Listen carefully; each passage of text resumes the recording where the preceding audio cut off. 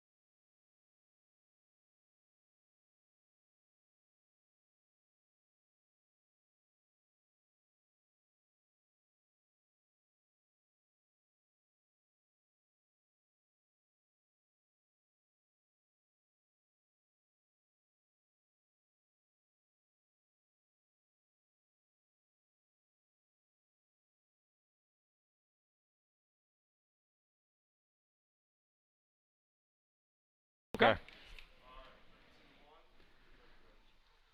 Good evening, everybody, and welcome to the historic Graham Field in Wilkinsburg. My name is Rick Derubis alongside Kyle Templin, and we will be bringing you Central Catholic Viking football on what has to be for everyone involved here and everyone around the state, Western Pennsylvania, the state of Pennsylvania, America, and around the world, the strangest of circumstances. However, Kyle, when you get into circumstances such as these, it oftentimes has the opportunity to bring out the best in people, in friendships, in camaraderie, and things like that. And obviously we have that here tonight. Two teams, Central Catholic Vikings, Canon-McMillan, going at it tonight. And going down on the field a little earlier, the excitement of not just football on a Friday night, but the excitement of getting back to some kind of normalcy for your fall Friday night, you can feel it just by being around the players and watching them warm up. Absolutely, Rick. I mean, when we went down there, we talked to Coach Terry Totten, and he was talking about how the players are really just excited to be playing. There's some different rule changes, some different things that they have to get used to, but honestly, they're just back to good old-fashioned football. It's just another Friday night for them is how they look at it. You know, that was an interesting way that Coach Totten approached this to us, Kyle, because we asked the obvious questions. I mean, there was not a whole lot of journalistic skill in the questions that we had to ask Coach Totten because it is all new as far as, yes, you may be in season 30, you may be in season 2, but this season is a different season. To Coach Totten, it seemed like business as usual as can be. Yeah, he basically said that the timing is a little bit off. He feels like this is more like a summer practice in his mind. But he said the players, he strongly feels like we asked about fans not being here, and he said, listen, when the whistle blows, I feel like it's just going to be another Friday night for these players. Yeah, I mean, it was kind of an interesting response. He kind of alluded to the fact, and I'm not going to put the words in his mouth, but to paraphrase here, he kind of alluded to the fact that when the whistle blows, it doesn't matter that my parents aren't here. It doesn't matter that my girlfriend is not here. It doesn't matter that any of these things are not in existence. This is about football, family, friendship, and being a team tonight. The team that they face, Canon-McMillan, comes in from a fairly rough season last season. We'll talk about the opponent for a few minutes. Also, keep in mind that we are going to turn it over to Brother Tony in just a couple of moments, who has a few things that he would like to say before this game gets started. But as far as Canon-McMillan goes, they certainly have plenty of players. It looks like it's time actually to go to Brother Tony. So we are going to go ahead and turn the broadcast over to Brother Tony, who is going to enlighten us in every way possible.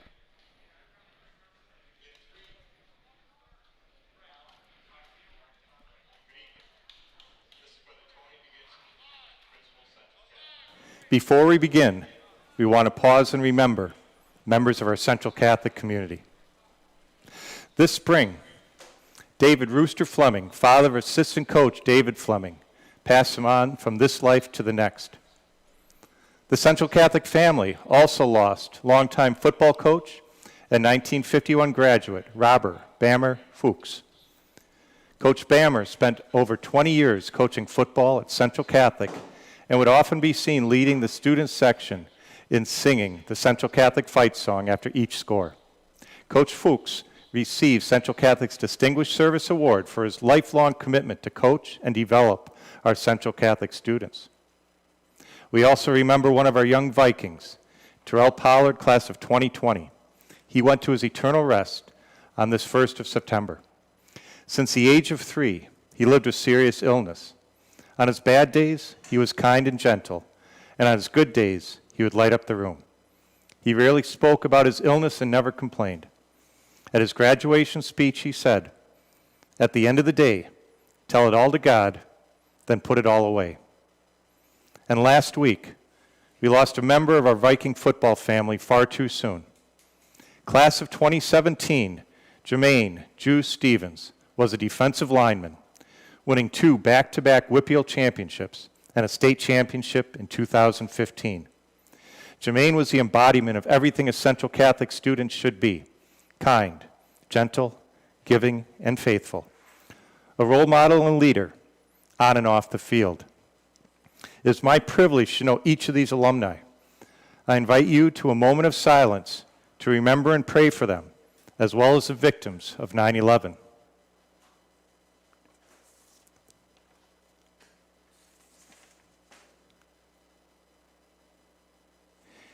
Eternal rest grant unto them, O Lord, and let perpetual light shine upon them. Through the mercy of God, may they rest in peace. Amen. St. John Baptist de La Salle, pray for us. Live Jesus in our hearts forever.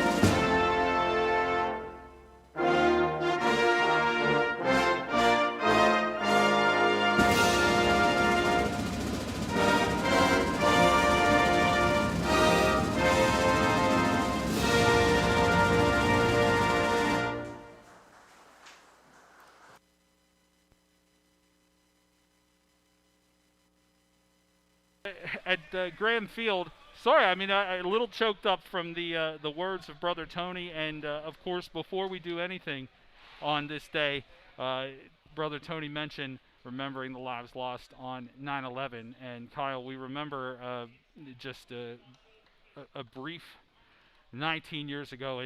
In some ways, it feels like yesterday. Some days, it feels like forever. But the United States of America used football to help heal itself after that time, and we have that opportunity tonight. And it looks like, with the setting that we're in, it's a beautifully renovated Graham Field, these young men are only worried about one thing, and that is football. Absolutely, Rick. I promised myself I wouldn't get choked up, but I did. I totally did. It's one of those things. As a combat veteran, you know me. I knew a lot of guys that after 9/11 went to where they went, and some of those guys didn't come back. And so for me, 9/11 really means a lot. But what Brother Tony said is true, and it really is something that when we talk about 9/11 and we talk about coming together, that's really what the nation's doing right now. With everything that's going on, but also with 9/11. Absolutely, and we've got everybody lined up and ready to go. We apologize for not having starting lineups, as we said before, and doesn't need to be said necessarily. This is a year like we've never seen before. Weren't exactly sure who was going to start the game. We were looking for a kickoff from 38. Matthew Shearer as the Vikings kick away. There's the kick. Picked up by Canon-McMillan at the 5-yard line. Nice hole up the middle for Canon-McMillan. Looks like number 17 on the return. That's Davis. And Canon-McMillan will take over exactly at the 30-yard line. Again, we apologize for having to tell you who's playing right when we see it. But unfortunately, although thank you to the folks at Canon-McMillan who kindly sent their complete roster with numbers over to me this morning, so we could at least give you some more accurate information. It looks like handling duties out of the shotgun is number 3, Postler. Takes a snap, takes to the right around the edge, looking for room. Doesn't find too much of it, about a 2-yard gain on the quarterback keep. It was a nice option play there. There was some good blocking on that. Yeah, I mean, again, I think we're going to see a lot of, because of reduced opportunities to practice and to actually get together as much. I mean, you're going to see probably a lot of keep it simple, at least at the very beginning of the game, just based on the idea that this is the strangest football coincidence in history. Absolutely. Again, lined up. Kind of a pistol at that time. Had a sidecar looking deep. Pass back actually off the fingertips at number 32. Madiskin. Dane Madiskin. And, just right out of his fingertips there. Again, good pass, though, by the quarterback. Yeah, the pass was there. I mean, it just, again, you've got nerves. You've got as much preparedness as you can have, and we are looking at 3rd down. Again from the pistol. Takes the snap. Almost rolled off his hands. Looks back to pass. He does find an open receiver in the flat, number 25, onto the far sideline of Canon-McMillan. That ball is caught by Angot, but not enough for a 1st down. Yeah, it looked like he was looking downfield, but checked down in the back there to the man that was open, and just couldn't break free. It's a safe play for Canon Mac. I mean, you're just it's your first drive of the season. Nerves are going. I mean, they had some blocking, they had some passing, they had an incomplete pass. It's just about everything you could see here at in a first drive of the first game of the season. Back to punt. Oh, ball goes through the punter's legs, and it is recovered by the Vikings. Yeah, fumbled snap there by the punter. Special teams, I believe it was number 2, Barron. Number 2, Barron, actually able to pick up that ball. Punter never able to recover. As soon as he put his head down, I think he was kind of dead to rights there.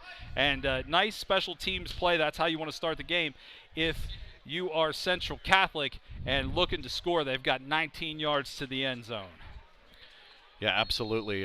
Like I said, fumble snap there. He could just never recover the ball there, and before he knew it, the Vikings were all over it, and 1st down Vikings right on the 19. Pizzelli under center.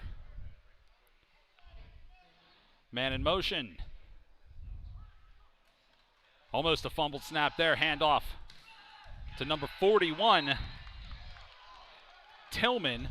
And he goes essentially nowhere, maybe picks up a yard, maybe 2, as we cut through the middle and not a lot of business happening there. And I think, again, you're going to see, Kyle, I mean, I'm not going to put it past an opportunity to throw the ball here, but I think it's still a filling out period for both teams. I think you're going to see a lot of heavy run as the Vikings are heading towards the closed end zone here at Graham Field. Yeah, 41 was definitely the workhorse for him last year. Looks like Pizzelli going to go back to pass. Had a man open, 14 standing there. Eric Benson at the 10 just missed him. And we're looking at a 3rd down and 9 for the Vikes. Looked like it was a little miscommunication there, Rick. It looks like the wide receiver was looking to post, and it looked like the quarterback thought that he was supposed to come back to the ball. Again, you've got those jitters. Yep. It's drive 1 of game 1 of season 2020. That's all I need to say about any mistakes that are happening here in the first quarter. Under center is Pizzelli, man in motion. Number 4. Looks like there was a little movement there. Pizzelli back to pass. He does successfully get the pass off to the 20-yard line. It looks like it went in and out of the hands of Benson. And we are presented with a 4th down. And I do believe the kicking team is coming out, looking for the first points of the season.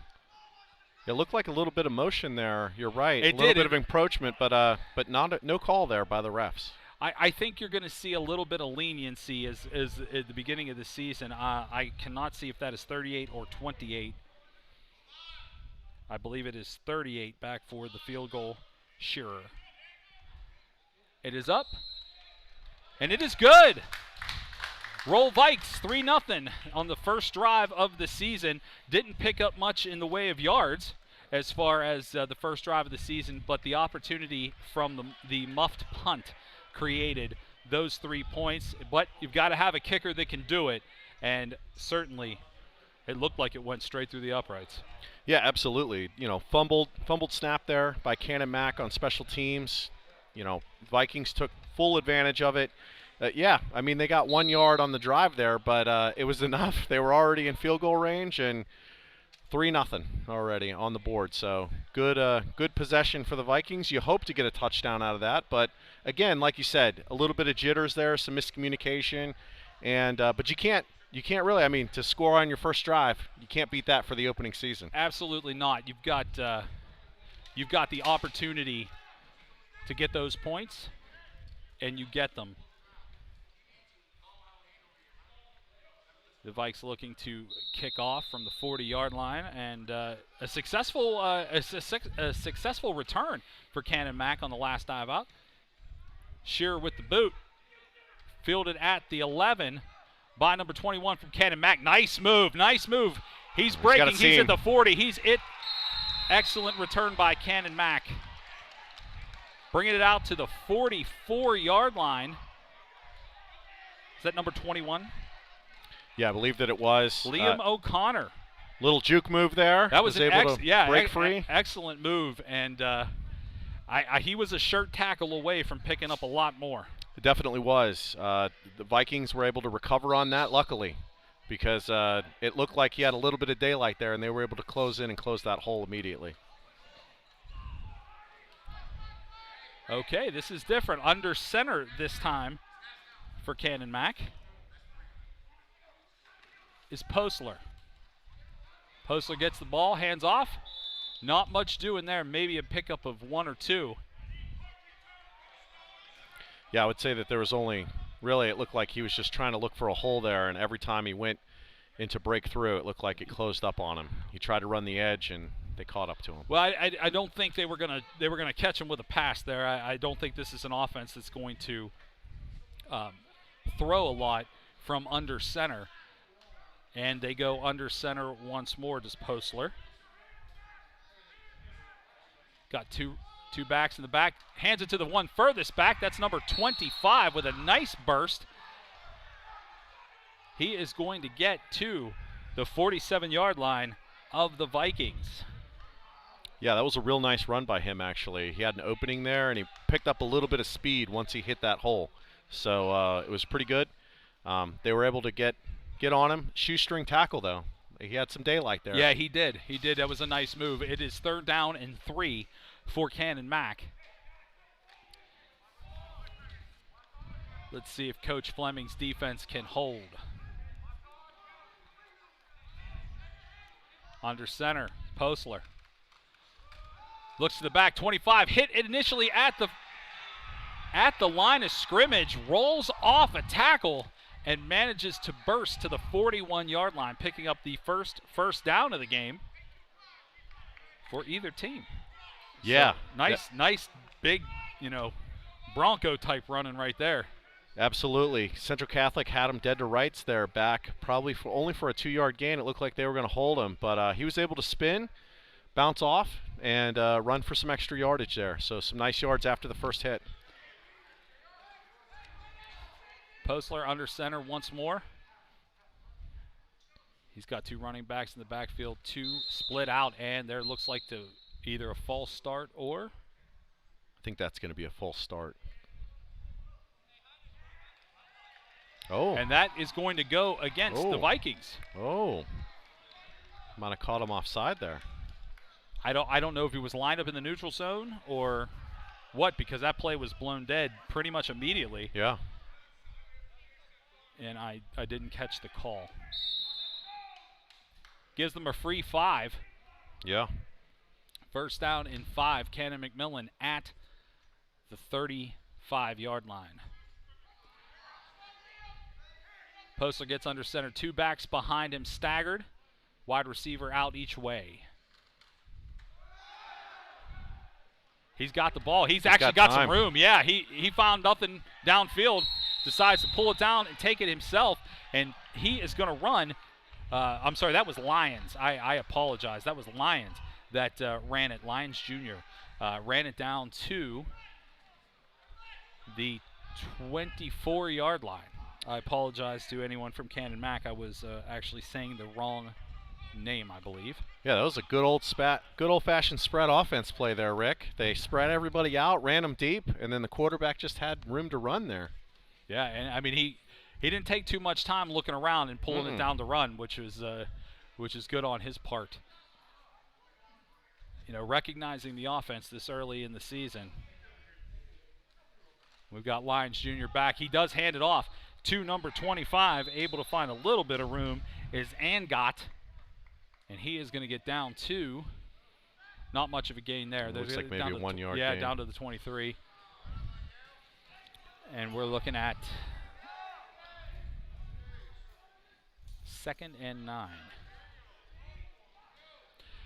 Canon-Mac putting together at least a pretty nice offensive drive. It started back at back maybe the 35 or so. Oh yeah, the drive's been good. Actually, I think it was a 43. 44. Okay, so they have managed to string together some yards and aided by a Vikings penalty. Under center again, looking to throw back. He's got a man open in the flats. That man catches it. He takes it down to the 20. Nice tackle. Nice tackle by Catholic's number 81. Oh, this was the that is actually Gannon Carruthers tonight wearing number 81. Yeah. Normally right. He wears 4, which is Braylon Henderson's number, and apparently there was some sort of jersey issue. Yes, there was a little bit of a jersey misfit there. Yeah, These are brand new jerseys Yeah. for the team, and there were some issues with the fit, so they had to switch jerseys just for tonight. He'll be back in his number 4 later. Jersey Gate 2020, why not? Add it to the pile. From the shotgun, looks to pass. He's got all the room in the world. He stutter steps, gets down to the nice move, gets down to the 11 and caught Catholic's defense off a little bit. And you gotta like, if you are a Canon-Mac fan, what Lyons Jr. is doing here. He is making solid decisions, and he is making the Vikings miss. Absolutely, and the thing of it is also is that the defense was a little hesitant there, I thought. It looked like they could have rushed a little bit, but I think that they thought that he was going to pass, and there might have been some confusion over where the line of scrimmage was, because he did pump fake a little bit there. But yeah, it was definitely something to where he was able to pick up some yardage. His little stutter step actually froze everybody in their spot. Lyons Jr. under center this time, looking for 11 yards to pay dirt. Hands off 25. He's up. He goes a little to the right off tackle and manages to punch ahead to about the 8-yard line. Packing up the yards is Angot, and the Vikings are on their heels right now as a steady movement by Canon-Mac. And I'll be honest, Kyle, and I don't say this in any disparaging way, I wasn't expecting to see a long, sustained drive by Canon-Mac after the first drive went nowhere and then a bad punt. Lyons Jr. under center once more. He's lined up at the 8. He's going to hand it to 25 again. Angot gets down to the 5. Nice defensive stand there for the Vikes, and we're looking at 3rd down, and they can actually, Kyle, get a first down around the 1.5-yard line. So there is a possibility here that they use this as 4-down territory. I think this early in the season, you're trying to set the momentum and the pace for your team. I won't be shocked if that happens, although they are 3rd and 5. Absolutely. I'll tell you what, number 25, he's a hard runner. Yeah, Angot is a bruising He's not runner. picking up a lot of yards, but he's picking up the yards that he needs. Shotgun formation again. Lyons Jr. is going to try to spread out the defense, and an outstanding gang tackle by the Vikings. Looks like they were led by 81 Carruthers, who is not number 4 tonight. But we want to make sure we're giving everybody what we can as far as their props go. And he moved all the way across the field. It was a student body tackle, but he led. And it looks like we got a setup for a field goal. Is that 21, Kyle? I believe that it is. It's 21. All right, that's Anthony Finney, and a timeout called. Yeah. 3:49 left in this first quarter, and an interesting tale of this quarter. You've got the first drive by Canon-Mac absolutely stalled, then followed by a muffed snap. Actually, the snap was good. The punter unfortunately couldn't play it. Goes down between his legs. Nice special teams play by the Vikings. They pick up the ball, only move it 1 yard, are able to put 3 points up, and then a nice sustained drive. Started the 44 for the The Big Macs? I'm just confused that the clock says there's 3:49, but they're switching ends. I believe that the scorekeepers, keep in mind that the refs have the official score, not the scoreboard. So I believe that if they're saying that it's the end of the quarter, then it's the end of the quarter. Or are they specifically kicking only at that end? That could be too. That's a good question, actually. Because there's definitely 3:49 left on the clock. The teams have switched ends. Aha. Okay. Thank you. That a little bit of a clarification for us. This is the high school end that you got to kick at. That kick is up. It looked like it was partially blocked by the Vikes, but goes through nonetheless. And we have a game knotted at 3 here from Graham Field in Wilkinsburg. And I have to say, Graham Field, just a shout out to UPMC and Chatham. This place is a completely different place. College and high school. We got it. Thank you for the clarification. But what I was going to say, Chatham has done and UPMC has done an amazing job at making this field really one of the nicest high school fields that I've seen. And this place, Kyle, we both have been to in the past, and the difference is remarkable. I will say this, though. Used as a soccer field, there are a lot of lines on this field. Some are yellow, some are purple. I am colorblind, but some are yellow, some are purple. And, of course, we have white hash marks and white lines. So sometimes it's a little hard to distinguish what line is which. But, man, what a beautiful field on a beautiful night. 73 degrees here in Wilkinsburg as the Vikings, the Big Macs, knotted up at 3:40 on the first quarter clock. And, it's too early to speculate. You can't hang anything on anybody. But I would say that we're probably I wish I could listen in on Coach Fleming and talk about that defensive stand as the Big Macs were able to move that ball chunk by chunk. I wouldn't say there was anything in there that was blow your mind. There was a nice reception and certainly a nice quarterback move by Lyons Jr., but no more than 8, 6, 3, 5. Nothing big, but steady, and actually took off a lot of time in this first quarter. Considering that Central Catholic was a defensive powerhouse last year, a little bit hesitant on defense, but again, we're just starting out in the game here. I'm sure that they'll pick it up as the game goes on. And here's the kick by the Big Macs. Goes down the middle, fielded at the 10-yard line by the Vikes, straight up the middle. There's not a whole lot of mystery about which way that was going, and it was an excellent return out to the 37-yard line by number 41, Eddie Tillman. So let's see what the Vikes offense has in store. Again, I'm Rick DeRubis. That's Kyle Templin. Want to thank everybody here. Obviously, in this strange time in our lives, there is really maybe a handful of people in the stands tonight. The incredible work these camera guys are doing to get this broadcast to you is fantastic. I mean, absolutely. All high school football would want to have what's going on here. You guys are doing a great job. Under center, here we go. Vikes hand off. And there's a burst. That's the burst you were looking for. Downfield blocking. 14 Tillman with a beautiful, 41 Eddie Tillman with the beautiful run. He's going to be knocked out of bounds. It looks like around the 20, but 14, all the love on that one. Eric Benson did not only miss that block, he didn't stop blocking till Tillman was sprung. Beautiful job by both. Tillman, the workhorse of the team last year. The guy averaged 7 yards a carry last year. Well, that's pretty impressive. What he just did there is certainly going to help that average. Absolutely. My goodness, what a chunk. And they find themselves back to where their first drive stalled right around the 20. In motion are the Vikes. There's the snap, handoff to Tillman. Tillman's going to take it to the outside, or near side, I guess, for us as we are broadcasting left to right. And he is going to get down to, it looks like maybe a yard or two. Looks like he tried to rush the edge there and ran out of room. So but definitely big burst of speed. He definitely has a way to turn that on once he hits the edge. I mean, watching that long run of, I can't add it up real quick because I probably got a C in math, but that was a 60-some yard run, and he was off. Jets were burning. Pizzelli under center. Man in motion, number 9.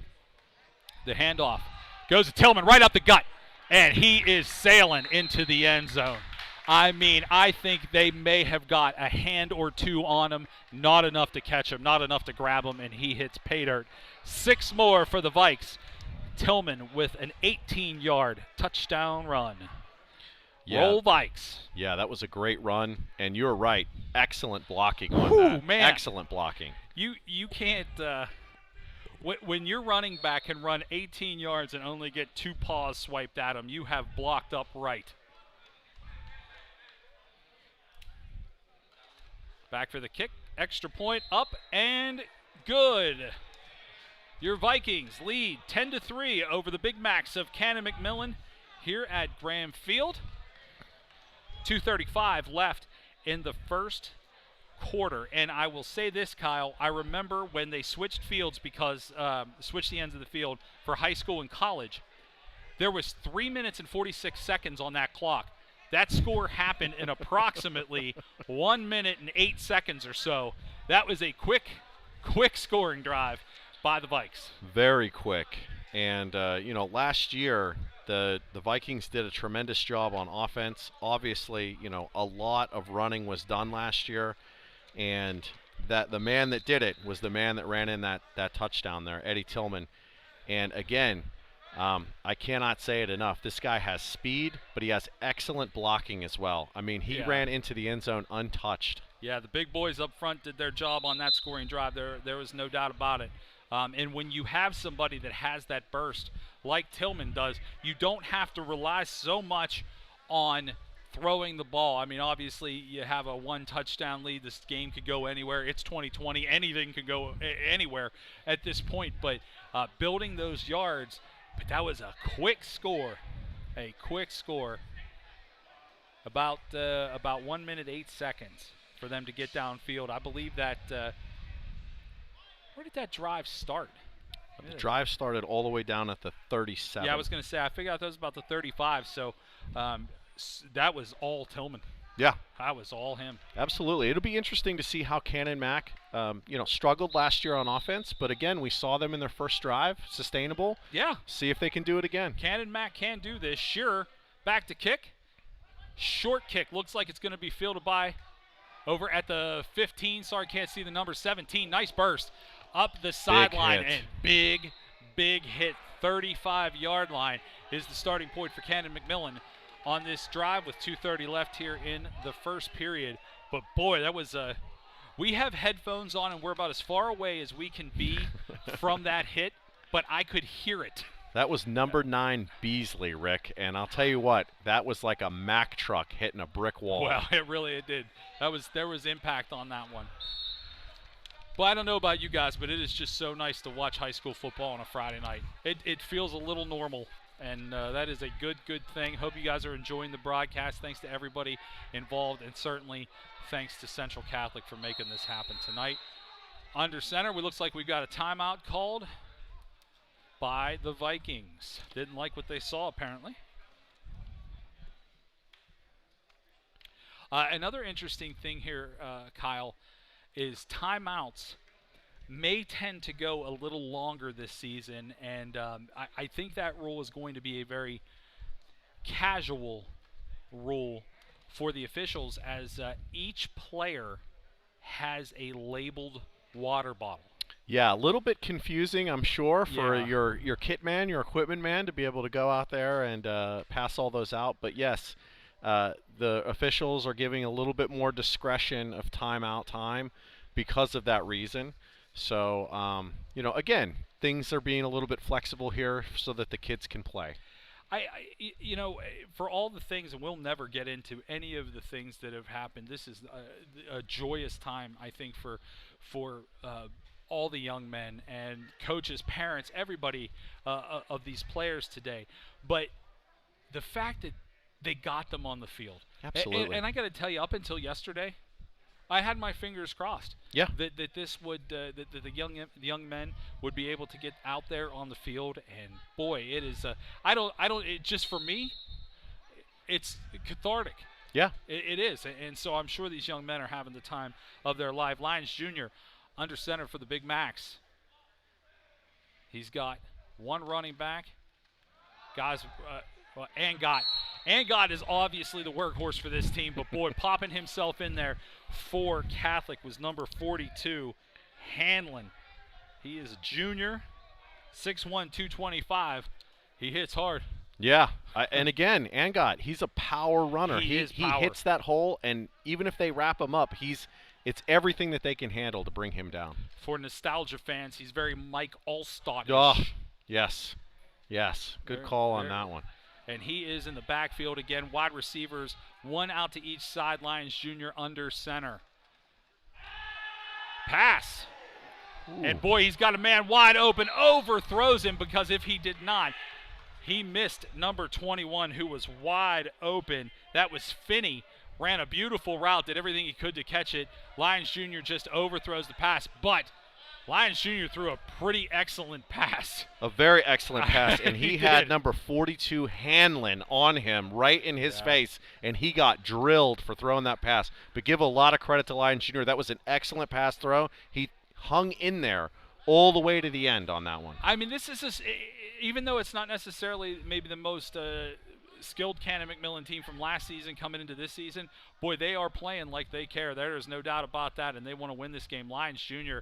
in the pistol formation. He's got backs and receivers everywhere. He finds one wide open. That's Angot. He's up the other side. The far side of the field looks like he is stopped just short of a first down. He decided to place the ball. The referee decided it should be placed elsewhere behind the line, and that's going to bring. Yeah, I like his candor. You got to give him credit. Absolutely, it's 4th and 1, and let's see what Big Mac's coach Mike Evans decides to do here. You don't want to give the ball back. Not a lot of time has clicked off, as there's still 1:39 left in the first quarter, and we've got. Well, see what they're going to do here. I'm not sure. Now it looks like they're going to bring the punt team on. Yep. Bringing the kicking team on. Looked like they were making Central Catholic make their move first there, and they didn't bite.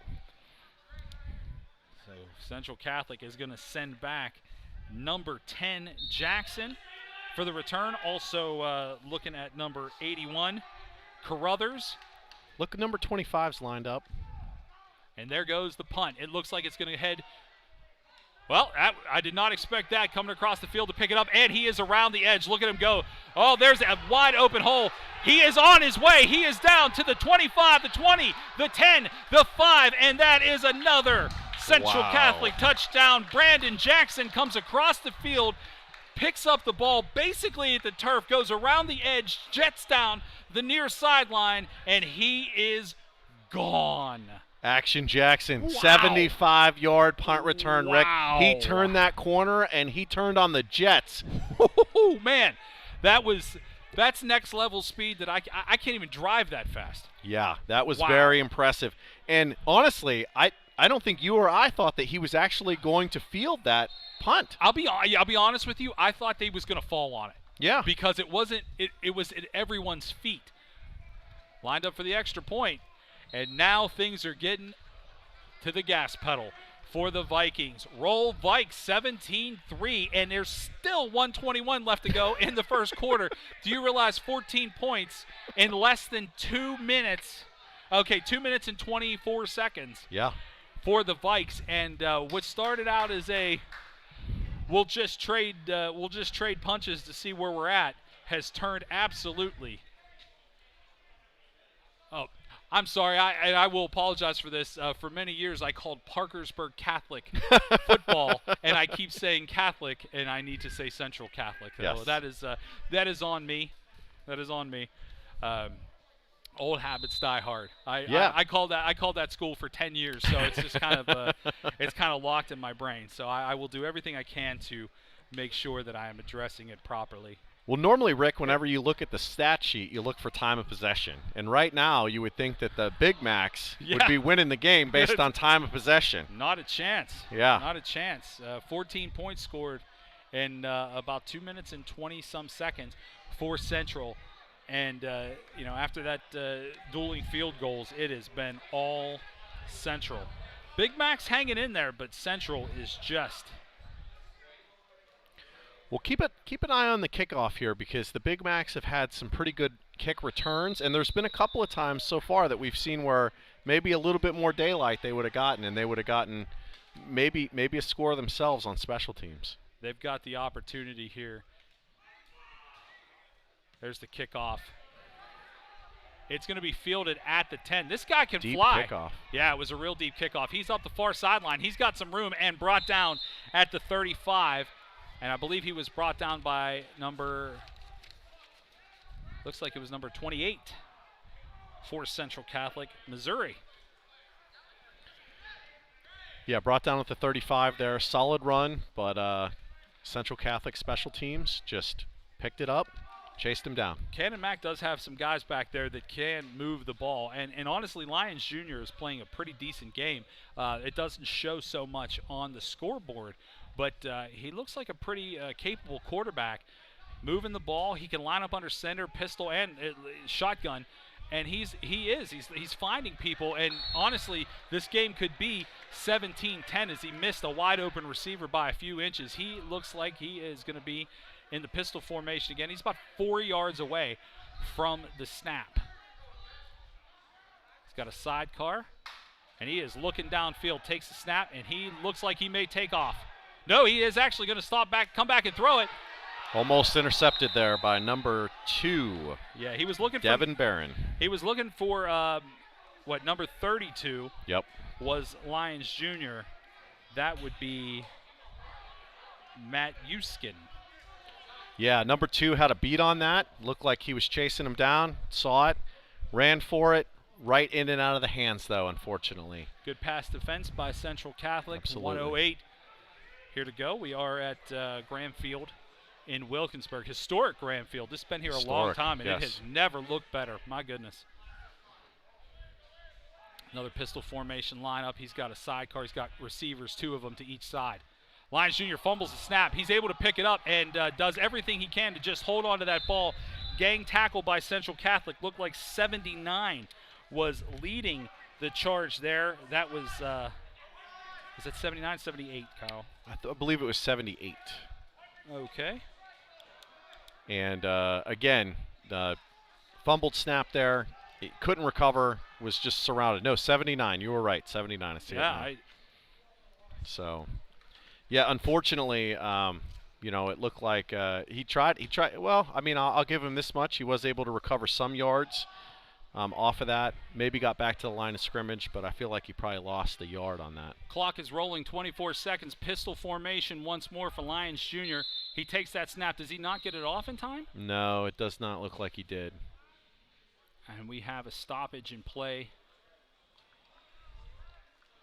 And that is going to be on the Central Catholic Vikings. Once again, that's their second. That's their second 5-yarder, and it does not put them. They're still 11 yards away from a first down. It went from 3rd and 14 to, I believe, it'll go to 3rd and 9. Nullifies the sack, though, unfortunately. But yeah, it does look like it might have been maybe a neutral zone infraction. Again, it's hard to tell, and it looks like they're still talking about the spot. No, it looks like they're lining it up. I don't think it's going to matter. Clock has hit 3 zeros. Yep. At the end of the first quarter, your Central Catholic Vikings 17, the Canon-McMillan Big Macs 3.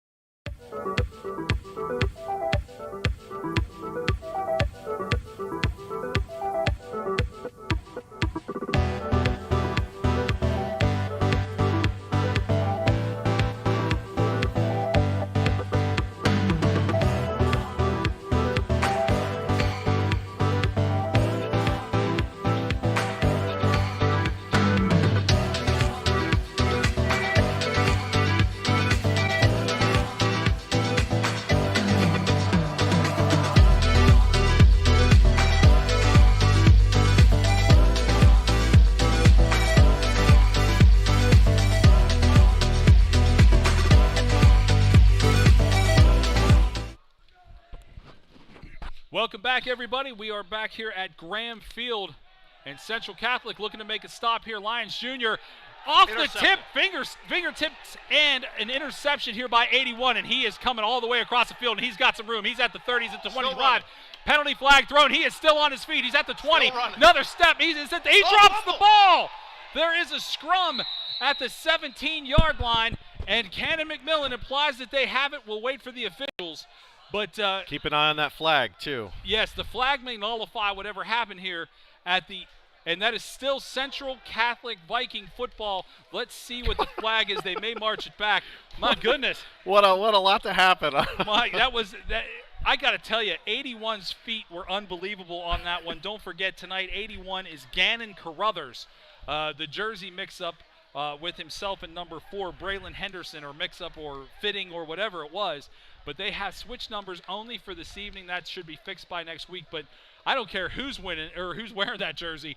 That was impressive. I'll tell you what, and for a guy that's 185 listed here in our program here, and I'll tell you what, for a big guy, really swift feet there. Oh my goodness! Like I don't know what. And they are marching all the way back. Yeah. That ball is coming back to the 45-yard line. So much of that negated by that foul. But my goodness, what an incredible run back, regardless of what the foul was. I'm assuming somebody was had their hands in the cookie jar. Yeah, absolutely. But that was tremendous. Almost a Barry Sanders-esque type run there. If you're going to find Barry Sanders at Graham Field, that's exactly what that would have been. A lot of shucking and jiving there to get a few extra yards. Well, now that a chance for Central Catholic to really take charge of this game, under center at the 45, man in motion, stacked 3 wide, and they're going to hand it off into the backfield. Looks like Tillman almost lost a handle on the ball, able to turn a negative into a positive by continuing to spin.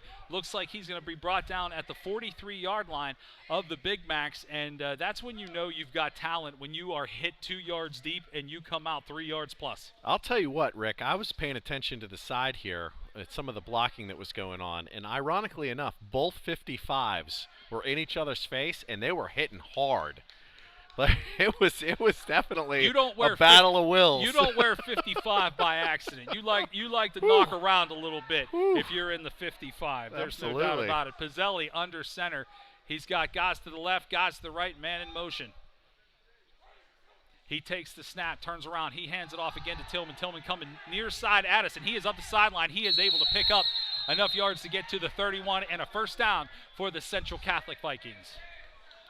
Great run by Tillman there, and another great block by 55 there. Tillman's ability to get to the outside so quickly has to just drive head coach Mike Evans from the Big Macs crazy, because you know he's going to do it, and he keeps doing it, and you can't stop him. And I would say Tillman, I don't have the stats here, but he should be up around 100 yards or close to it after just 1 quarter and 1 minute, 12 seconds of play into the second. He is on his way. Shotgun formation, sidecar is Tillman. He does not get the ball back to pass. Is Pizzelli. He's got a man open, and he has got a man in the end zone. My goodness. My goodness. Is that a throw and catch? Wow. Eric Benson goes up and gets it. He is defended one-on-one. I believe that was by Lyons Jr., the kid playing quarterback for the Big Macs, and there was just no answer. There was just no answer for that exquisite throw. Amazing throw. Absolutely amazing throw. Central Catholic finds itself up 23-3. The extra point can be had at this end. The extra point is up, and it is good. It may have hit the front of my car. 24-3. The Central Catholic Vikings roll Vikes, and they are doing just that, Kyle. They are rolling. Yeah, absolutely. Great pass there. Great pass and catch there. The quarterback hung in there all the way to the end. Took a shot. Hung in there, took the shot, but great pass. Couldn't have been more on the money. I don't know how you get a better pass than that, honestly. And he put it right where only the receiver could get it. Yeah, Pizzelli hasn't thrown a ton in this game, but I guess if you're dropping that, you don't have to throw a ton. It's just going to work. No, absolutely. We want to thank Central Catholic Vikings and so many people that are bringing this, making this possible for us to bring it to your home, and honestly making it possible for us to be a part of Central Catholic Viking football this season. One place that we want to mention is the Viking Bookstore. Shop the Viking Bookstore online. We've added brand new gear, including hats, face masks, polo shirts, and more. Visit www.centralcatholics.com bookstore to shop. Outstanding. Thanks to everybody. And here comes the kickoff. It is blown dead. A very short kick on that one. Of course, handling the kicking duties tonight is Matthew Shearer. And that was an intentional short kick. I think they're trying to avoid some of those quick backs that Canon-Mac has in the back and get it to one of the bruisers in the second line of the of Canon-Mac's kickoff team. But the infraction will go against the Central Catholic Vikings. They'll be pushed back to kick off again from the 35 for Shearer. So if that is the plan from now on, expect that kick to go to about the 35 of Canon-Mac. I think that's going to be the plan from now on. Yeah, smart move there by special teams in order to make that adjustment. Unfortunately, it didn't work out with them. on the penalty for this one. But definitely, as they've kicked it deeper, it seems like they've gotten. And Shearer made a longer liar out of me. returns. He kicked it deep. It's going to go be fielded at the 15, now at the 20, 25, 30, up through the middle, and breaking tackles up to the 40. Holding on to the ball is the Big Macs, and they are able to get it to about the 43-yard line. Absolutely fantastic return. I think that was number 21, Anthony Finney, for the Big Macs, and maybe a little bit of a spark. That was. I will say this: their kick return game has been pretty spot on. Probably other than Angot just being an absolute beast back there in the backfield, I would say Canon-Mac's best feature tonight has been they've got some guys that can return the ball. It's just how do they get those guys to get in the mix in the offense so far has not really happened. Angot doesn't have that speed. He's got the bruise, but not the speed. Well, that, and keep in mind, like you said, Central Catholic last year was a defensive powerhouse, and this year they brought a lot of those players back in. Lyons Jr. under center. He's got two backs, gives it to the furthest one back. That's Angot, 25. He's up the middle to the 50. He stumbles at the 40, stays on his feet, 30, down to the 25, and pushed out of bounds around the 21-yard line. So just as I said, he didn't have the jets. He manages to burst through the hole and then actually turn the burst on and gets through down to the 21. Biggest play given up by Central Catholic tonight. 10-17 here, second quarter. And boy, made a liar straight out of me. I did not think he had that kind of burst. Well, not only did he have the burst, but again, busted through a couple of tackles there in order to get to where he was going. Again, I use that Mike Allstott reference for those that remember him from the Bucks. He's very Allstott-like. Lyons Jr. under center once more. He's going to hand that to the second running back. He's going to look for a move. That is Angot again. And my goodness, looks like a bowling ball crushing through there. He's going to get down to the 9-yard line. And is that going to be a first down? Did he pick up a full 10? No, he is going to be stopped just short. It looks like they're bringing it, yeah. About 6 inches short. Yeah. And here's where Central Catholic, has to kind of maybe gut check a little bit. You're cruising 24-3. You've got 9+ minutes left in the second quarter. And Canon-Mac still feels like they're in this game. And they score here, they are still in this game. Yeah, no, you're absolutely right about that. Lyons Jr. hands off again to Angot. He is the workhorse, and he is busting up through the middle. And it looks like he is stopped just short. No signal yet from the official. And he is not in the end zone. Looks like he's going to be a half a yard short. And I would bet my bottom dollar that he is going to have 4 opportunities to run that football into the end zone. Doesn't mean he'll get there, but it means he's going to have the chance.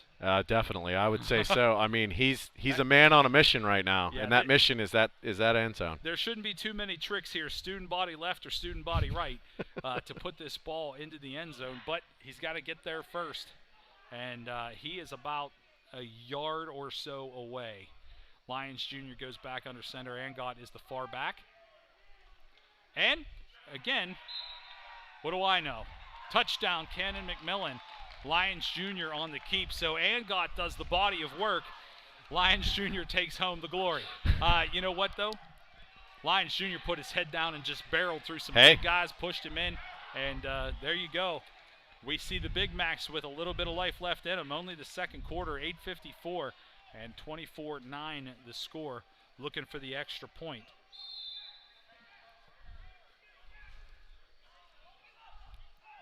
Back, O'Connor. It's a 21, Kyle, that's kicking. I think it's O'Connor. He's not listed as a kicker. He's both. Yeah, and 21. He's up and good. So, it continues for Canon-McMillan, who found themselves in a quick deficit. The scoring in the first quarter by the Vikings was quick. Yeah, It was quick. We thought for sure that Central Catholic had really dampened the spirits there of Canon-McMillan by putting on that onslaught of offense like lightning quick.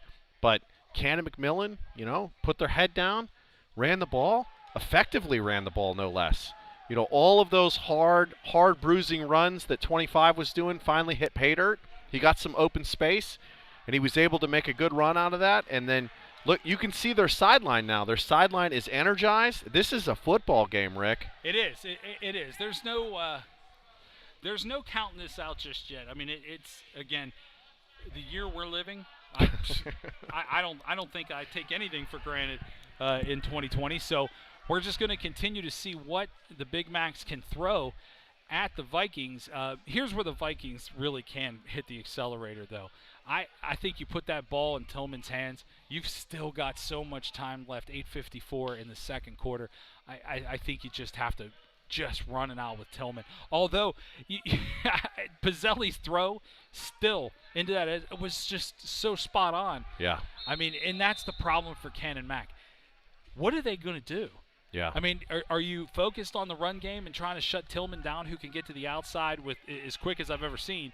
Or if Pizzelli's dropping those, what are you doing? You playing man-to-man? That many so what are you weapons doing? is hard. Yeah. It's hard.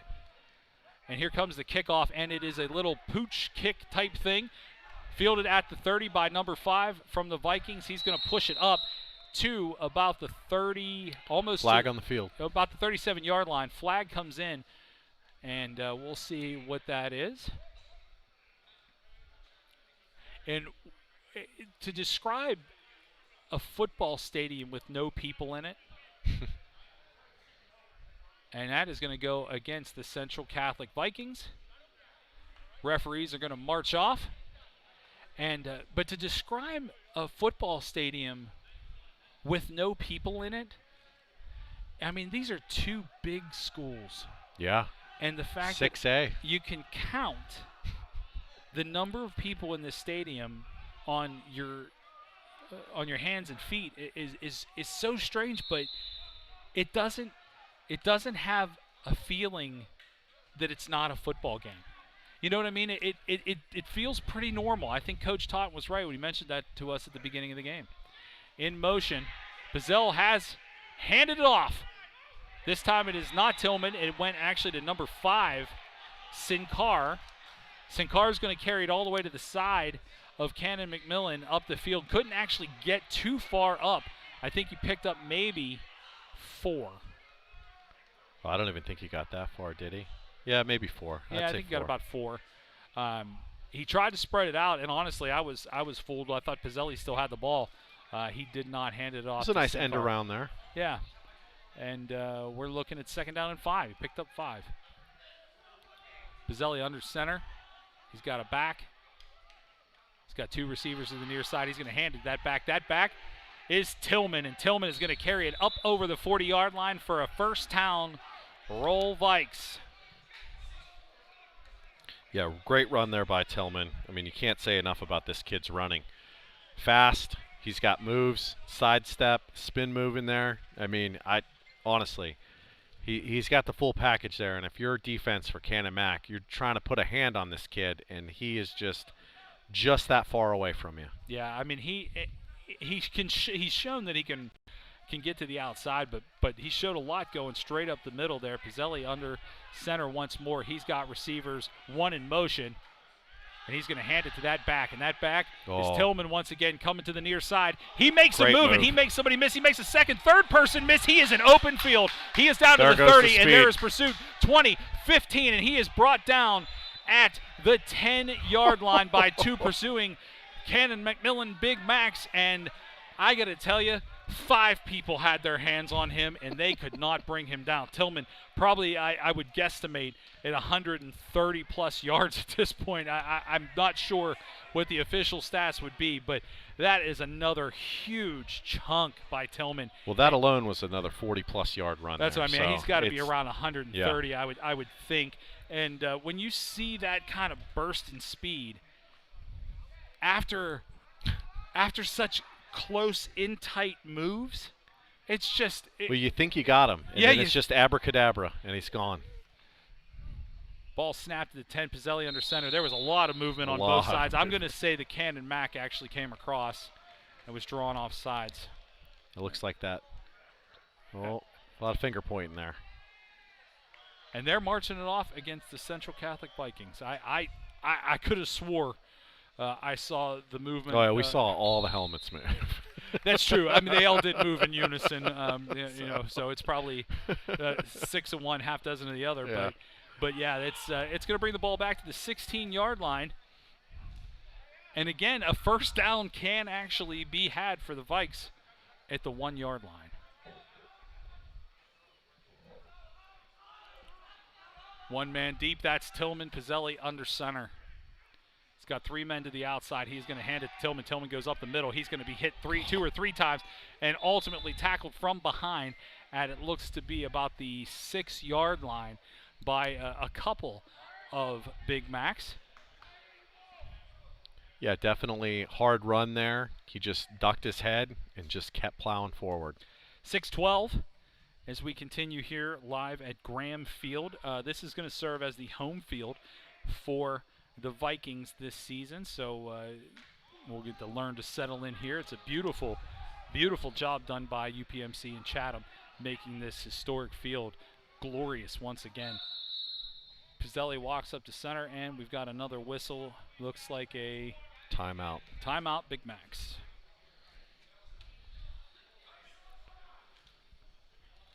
Well, great drive so far for Central Catholic.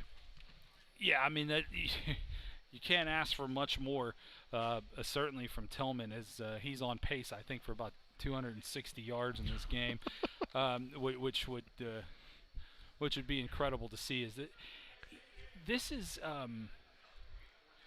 such a great setting for high school football, and I mean to try to bring this home to you as much as we can.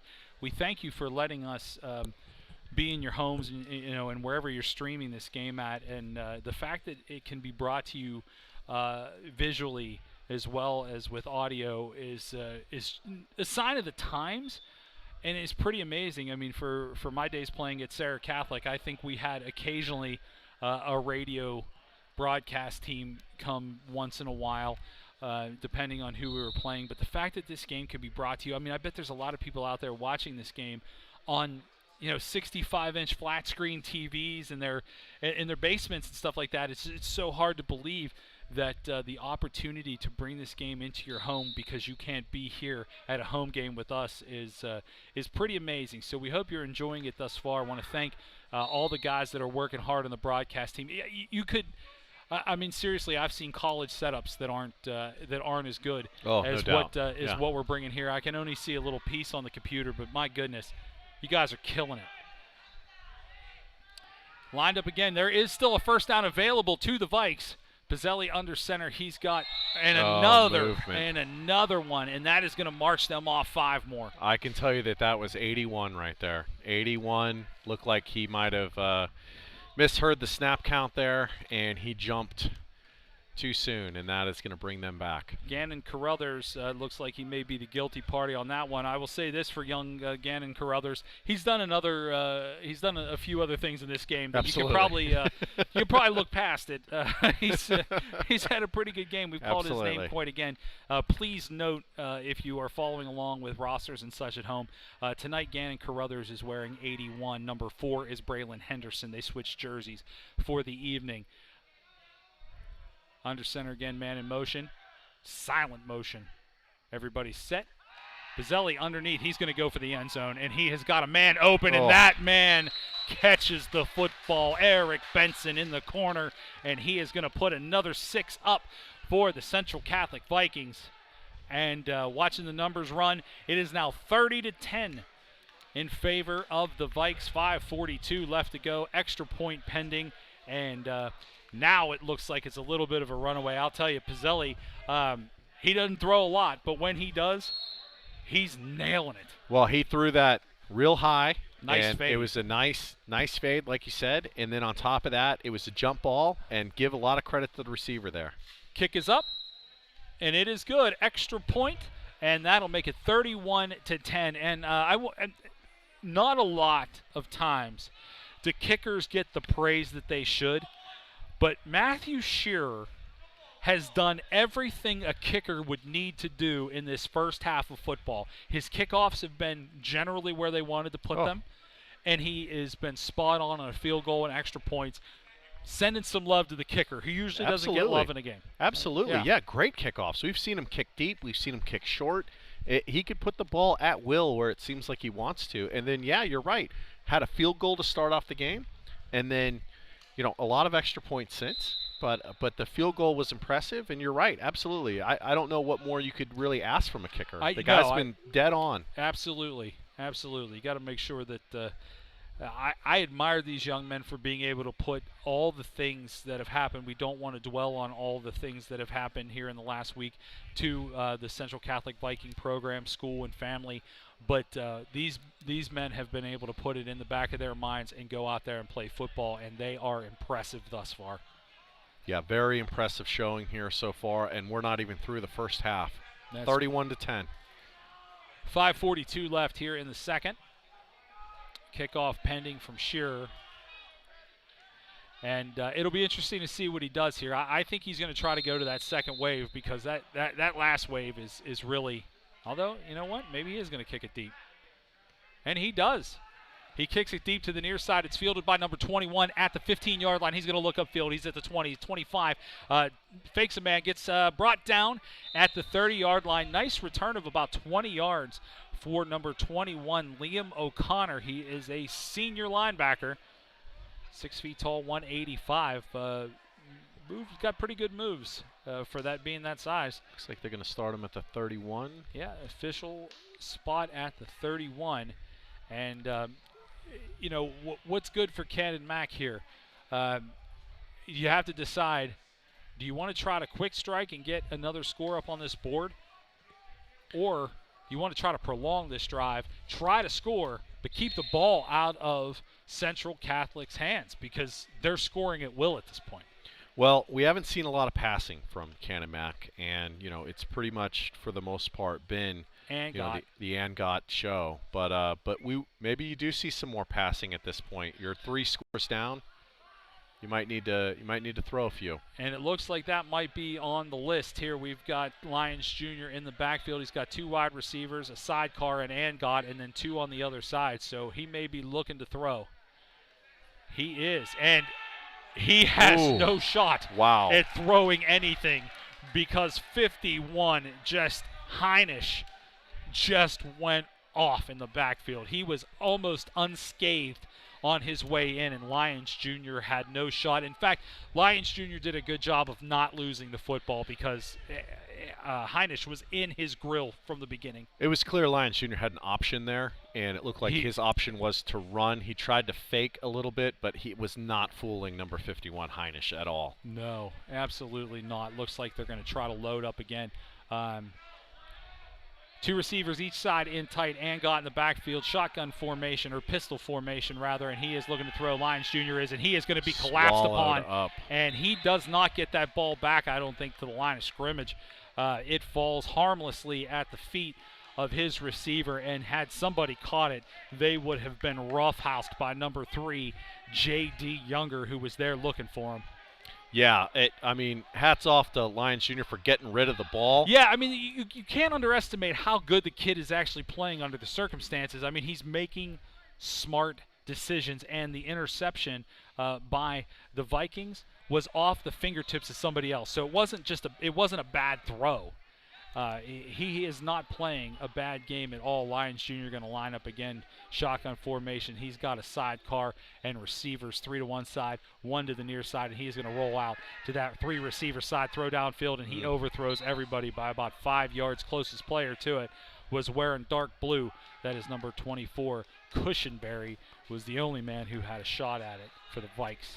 That honestly looked like a miscommunication there. I think that the quarterback thought that the wide receiver was going to continue running down the field instead of run a post, and it looked like that number 17 ran a post instead.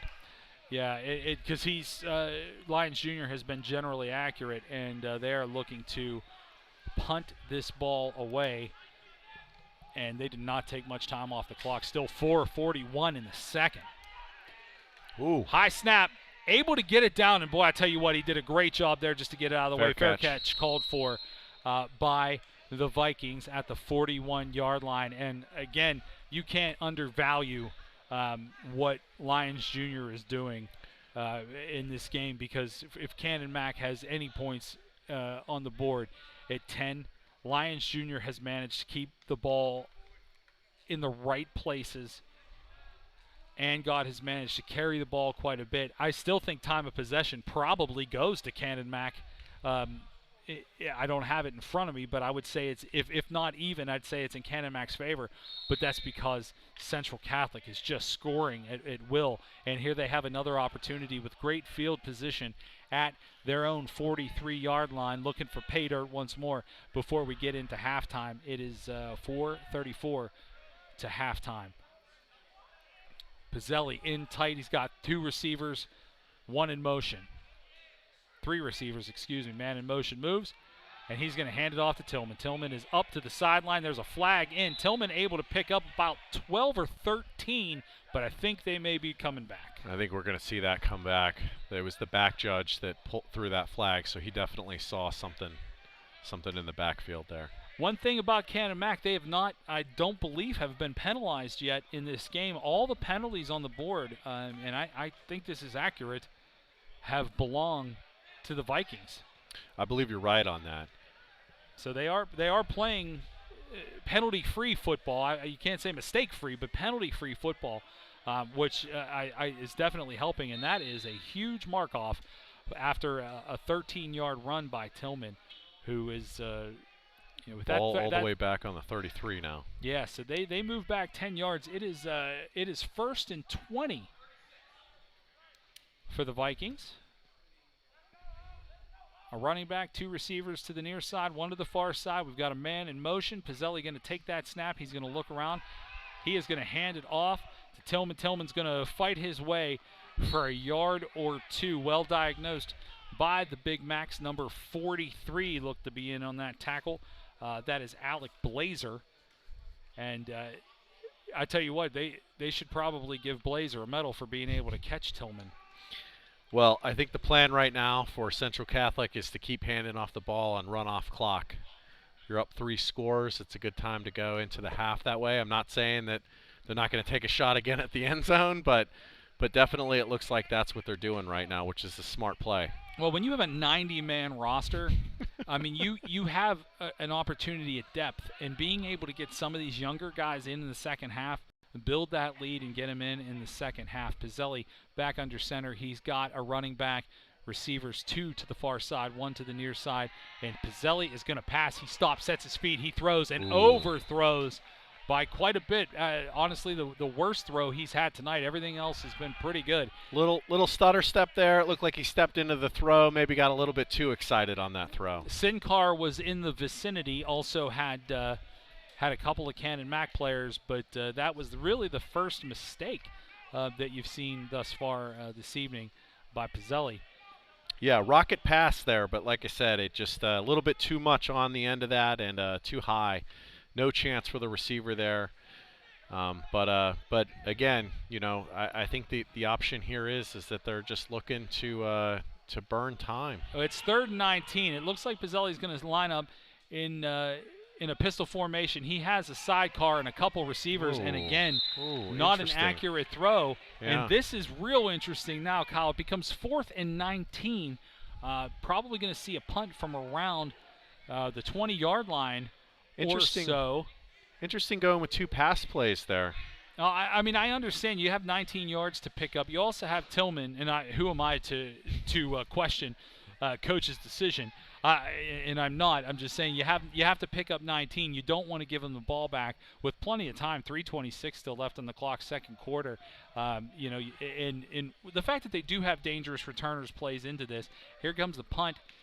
It is off and looked to be fielded by number 21. No, actually it falls dead and rolls out of bounds at the 41 of the Big Macs. So effective punt, and there is no return, but 59 yards to the end zone. That will be the trip for Canon-McMillan if they're able to put some more points up on the board before we get to halftime. Definitely give that punter a lot of credit. A lot of hang time on that punt. Yeah, I mean, everybody got he did. I really essentially went straight up in the air. Maybe only went what do you think, about 35, 40 yards. Yeah. But the hang time was certainly effective, got everybody in place, and ultimately I think Canon-Mac did the right thing by letting it fall and getting away from it. You could hear the players screaming, get away, get away. Ball lined up on the far hash marks on the 41-yard line, and Lyons Jr. is going to need to make something out of nothing. He is under center with 2 backs behind him, receivers to each side. He is going to go ahead, hand that ball off to Angott. Angott is up the middle. He's going to pick up about 2.5, maybe 3 yards before he is brought down on the far side. It looks like that was number 7 on the tackle, Chase Horn. Yeah, good hit by Horn there. Again, Angott, first hit, keeps going. Second hit, Horn, put him down. Canon-Mac not showing any, and I guess you really don't have to still with 2:50 on the clock, but they are not showing any hurry as Lyons Jr. under center. Again, receivers to each side, 2 guys in the back. That is Angott once more. He's going to go up the middle, bruising run, and he is going to pick up a first down just across the 50-yard line and continue the drive for the Big Macs. And again, I think that right now Canon-McMillan is just going with what they know, and what they know is run, run, run. Well, I mean, you know, you can't say they're not good at it. I mean, they've got guys up front that can open holes. Angott is bruiser. He goes right up the middle. I just don't think you're ever going to catch up playing that type of football as the clock continues to run. 2:12 here in the second quarter. This is a pass by Lyons Jr. At least it's an attempt at one. He makes a great move, gets out of the way. He is looking to go up the sideline, and he does a good job of making something out of nothing, manages to pick up positive yardage, about 2 yards after he could have been dead to rights around the 43-yard line. A couple of Vikes pursuing him, makes a nice step move to the outside, gets up the sideline to make a positive out of a negative. And again, that's a factor that if he did not have that in his arsenal, I can't imagine where this game might be. Just 2 minutes left. 2:02 in fact here in the second quarter. Lyons Jr. underneath, receiver each way, and Angott gets the ball, and he is stuffed by a slew of Vikings at the 49-yard line. I think it's important to point out on that previous play, Rick, that it was a pass play designed to be that way, and you're right. You know, he was able to step aside and avoid the sack, but at the same time, give a lot of credit to Central Catholic's defense. There was nowhere for him to throw. There was a swarm. I mean, you know, you had guys in the correct position across the board. Yeah. For the Vikes, and you can't. And that's coaching. Yeah. You know that. There's a famous line, what you can't teach that absolutely you teach is your position. And everyone was in the correct position, and doesn't give a guy who can actually roll out like Lyons Jr. and make moves. It doesn't. Now you give up a little bit in the middle, and you have that the danger that Angott can provide up the middle. But Lyons Jr. Didn't have anywhere to go, and honestly did a solid by getting 2 positive yards, because he could have really been. And that would have taken them out of the momentum that they do have. It is 3rd down and 10, 1:40 officially left on the clock, 31-10 your score here at Graham Field. That was definitely one of those blown plays from Tecmo Bowl. Yeah. Where just nowhere to go. And yeah, like I said, it's one of those things where, like I said, you got to give Lyons Jr. a lot of credit for making something out of nothing there, because all of his receivers were covered, and he was feeling the heat. Absolutely. Right there in the pocket, and was able to do sidestep there and get himself over to the sideline to protect himself, but also pick up a couple of extra yards. Just some housekeeping. You're right. Some housekeeping notes. Keep in mind, the Vikes have 1 timeout left, and Canon-McMillan has 2. And we have yet another stoppage out of the stoppage. I don't know. That was a timeout. Another timeout there? Yeah. I'll see your timeout with another timeout. Yeah. So we've essentially stalled here a bit as the game went at a rapid pace, scoring went at a rapid pace, and now we have slowed down to a crawl. 1:40 still remaining in the second. Want to remind everybody that please consider supporting Central Catholic High School football through the annual fund This fund provides vital support for tuition assistance and student programming. Please go to www.centralcatholicHS.com/give to make your gift today. And thank you for doing so. Absolutely, and thank you to the Central Catholic Viking family, Brother Tony, and everyone involved in getting to this day. You know, when you're doing 2-a-days in the summer and you're not sure, is this going to happen? Is it not? We're not practicing. We are. We're not playing. We are. And the fact that everybody was able to get to this day healthy and are here. The energy is certainly here for an empty stadium, and we thank you at home. We understand from some of the other guys that are part of this broadcast that people are enjoying what's happening here tonight, and we thank you for letting us in your home tonight. Lyons Jr. going to line up from the pistol. He has a sidecar, and he's looking for 3 receivers down to the near side, and he is going to break to the far side, find a receiver in number 32, run out of bounds, pick up the first down, and a big hit over there. Down to the 33.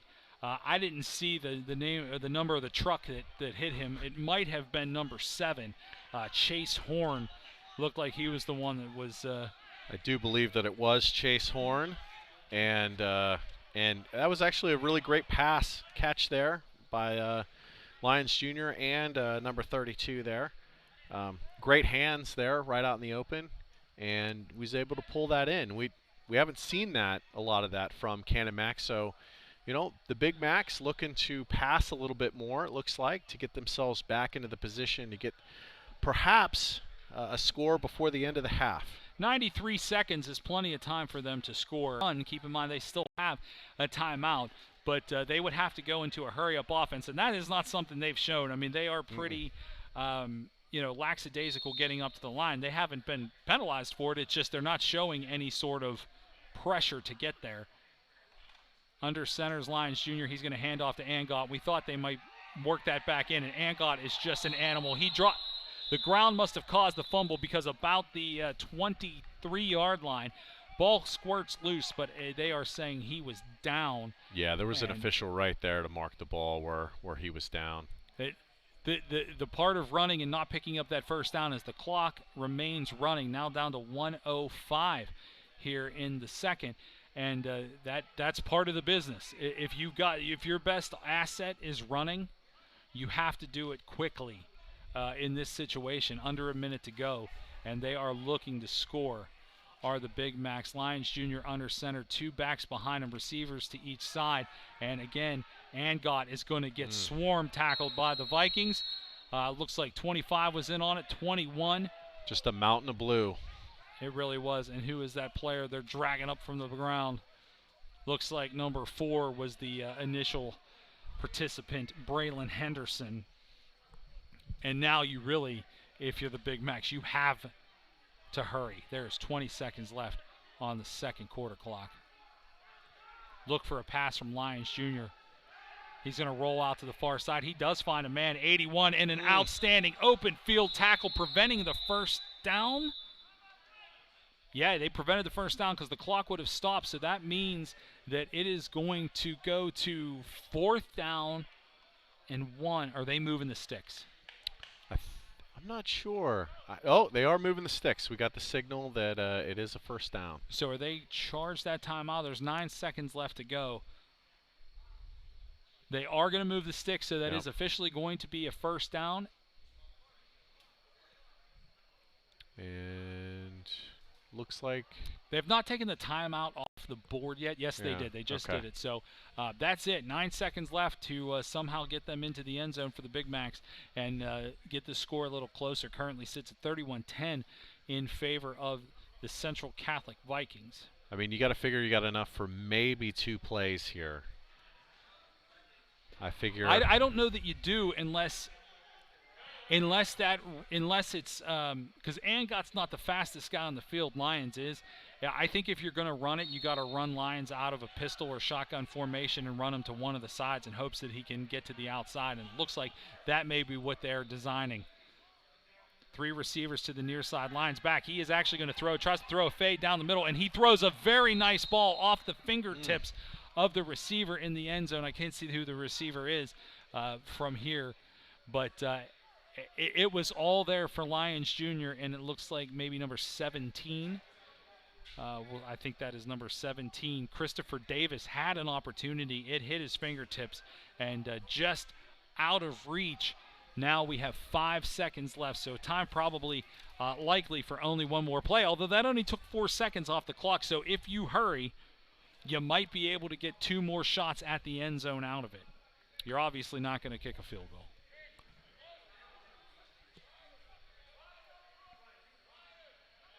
Three receivers to the near side, one to the far, and a sidecar and Angot for Lyons Jr. Lyons Jr. back. He is going to look to throw downfield. He throws down the middle of the field. He looks like he has a man open. Intercepted. And that gap closed quickly. The Vikes pick it off in the end zone. Looks to be number 24, Cushenberry. And that is how the first half of football will end.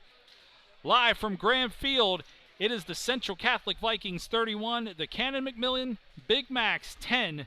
And we'll be back with more right here with Central Catholic Viking football. At Central Catholic, being connected takes on a deeper meaning. Since 1927, these hallowed hallways have been responsible for connecting young men and forging everlasting values. At Central Catholic, being connected means being part of a brotherhood. Men who may come from different backgrounds and have different interests, but men who share a fundamental connection, the Central Catholic connection. Ace, a skilled sharpshooter in their respective tradecraft. Do you have what it takes to be an ace?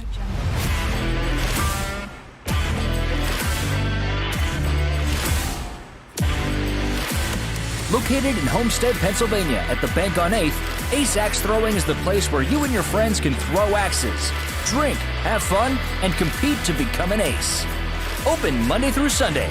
Book your tickets online today at www.aceaxethrowing.com. Discover who the ace really is.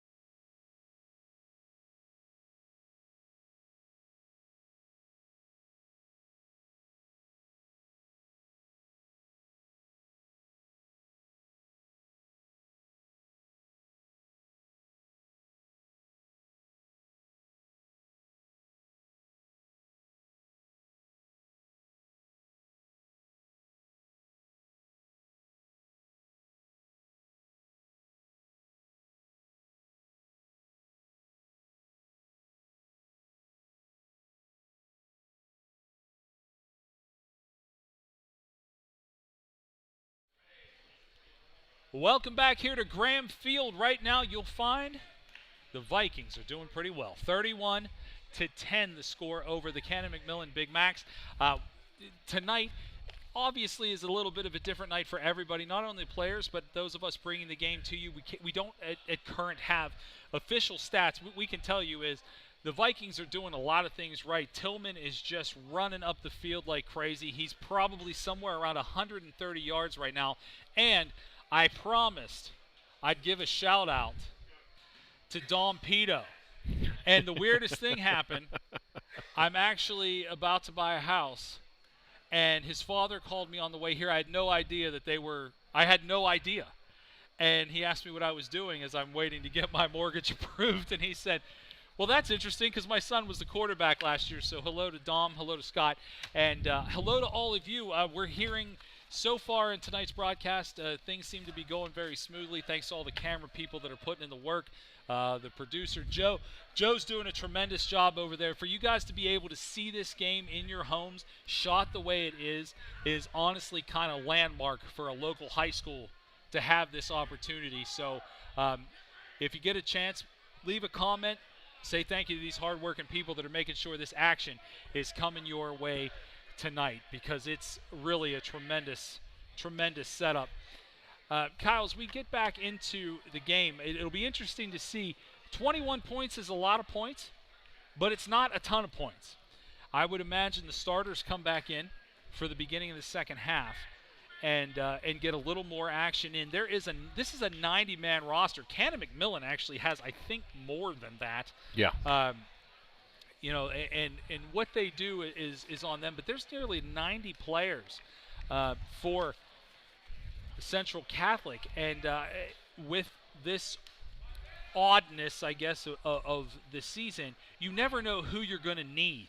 So being able to hang another 10 to 14 up there and then let some of these second team guys into the game could be beneficial next week down the road.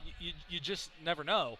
So I think that's probably, if we see a strong come out here, what you'll see, we're going to have the Vikes getting the ball here at the beginning of the second half. So it should be interesting. By the way, remind your friends that if you're like, I bet so-and-so would love to watch and listen to this game, we are broadcasting all the games this year on the YouTube channel for the Central Catholic Vikings. It's real easy to find. Even Kyle and I managed to find it on an iPad in front of us, so it must be fairly easy to do. You can go ahead, make sure you let your friends know they can watch the Vikings play on the YouTube channel. Thanks again to Brother Tony, who is just a delightful human being to talk to. Obviously, as the principal has put some pretty nice kids out there in his school and onto this field tonight, and certainly the coaches. I don't think you can underestimate what these coaches have done. Coach Totten, of course, his assistants, Coach Mike Evans for the Big Macs. I wouldn't have the right words to talk to a kid about how 2020 has played out, and the fact that those kids are able to or the coaches are able to get their kids in a headspace to go out there and play competitive football, and focus on the idea that it's Friday night and this is what we do on Friday nights, and it doesn't matter what's happening in the rest of the world. And obviously today is a sad day of remembrance in our history as a nation. You kind of have to push past that. And Kyle, I realized the kids on this field were not alive. Yeah. 19 years ago today. So I don't know if it plays in as much as it would if we tried to go out and do something today, but it's obviously a day of remembrance for so many here in the United States, and for these coaches to be able to put all these things in perspective and get their young men ready to go out on a field tonight, and even the fact this is a new home for the Vikings. I mean, it's not the same familiar circumstances as they have been. It's really kind of a full ball of wax change for everybody, even down to the fact that this is a different home field for the season. Yeah, absolutely. A lot has changed, and I think the kids are doing, like you said, an excellent job of just focusing on playing football, letting all of everything drown out. I mean, again, we talked about how there's not really any fans here and about how we said, we were asking early on, do you think that that's going to affect the way that the kids play? And it hasn't. They come out here and they're playing their game, and you know what? And they're having a lot of fun while they're doing it too. And so are we. Yeah, I mean I can't, I guess, underestimate or oversaturate how fun this is. There's a kickoff. It's a squib kick by Canon-McMillan, fielded by an up back, and he is going to take the ball to the 35 and be stuffed right there. It looks like the runner on that one was number 20. The numbers are very close together. Yeah. Looks like it was 28 on the return there. That is Missouri. And so the Vikings will start. The official placement is the 37-yard line. Doesn't look like any changes thus far in the backfield or behind center. In tight under center, man in motion, running back to the back. That is Tillman. Tillman gets the ball. He's going to look to go up the middle, and he does. He finds a seam, and he drags a Big Mac with him all the way up to the 45. Some hard running there by Tillman. Again, you can't say enough about this kid. He can run hard. He can run fast. Everything that you want in a running back, and he just right whenever it's got to be frustrating if you're Canon-McMillan to be on defense. Right when you think you got a hand on him, you got a solid tackle on him, and he drags you for another 5 yards. Well, that's the thing. I mean, he's averaging last season 7 yards per carry. Tonight, I would imagine that number could be higher. 7 yards per carry over 14 games, Rick. That's amazing. Under center again is Pizzelli.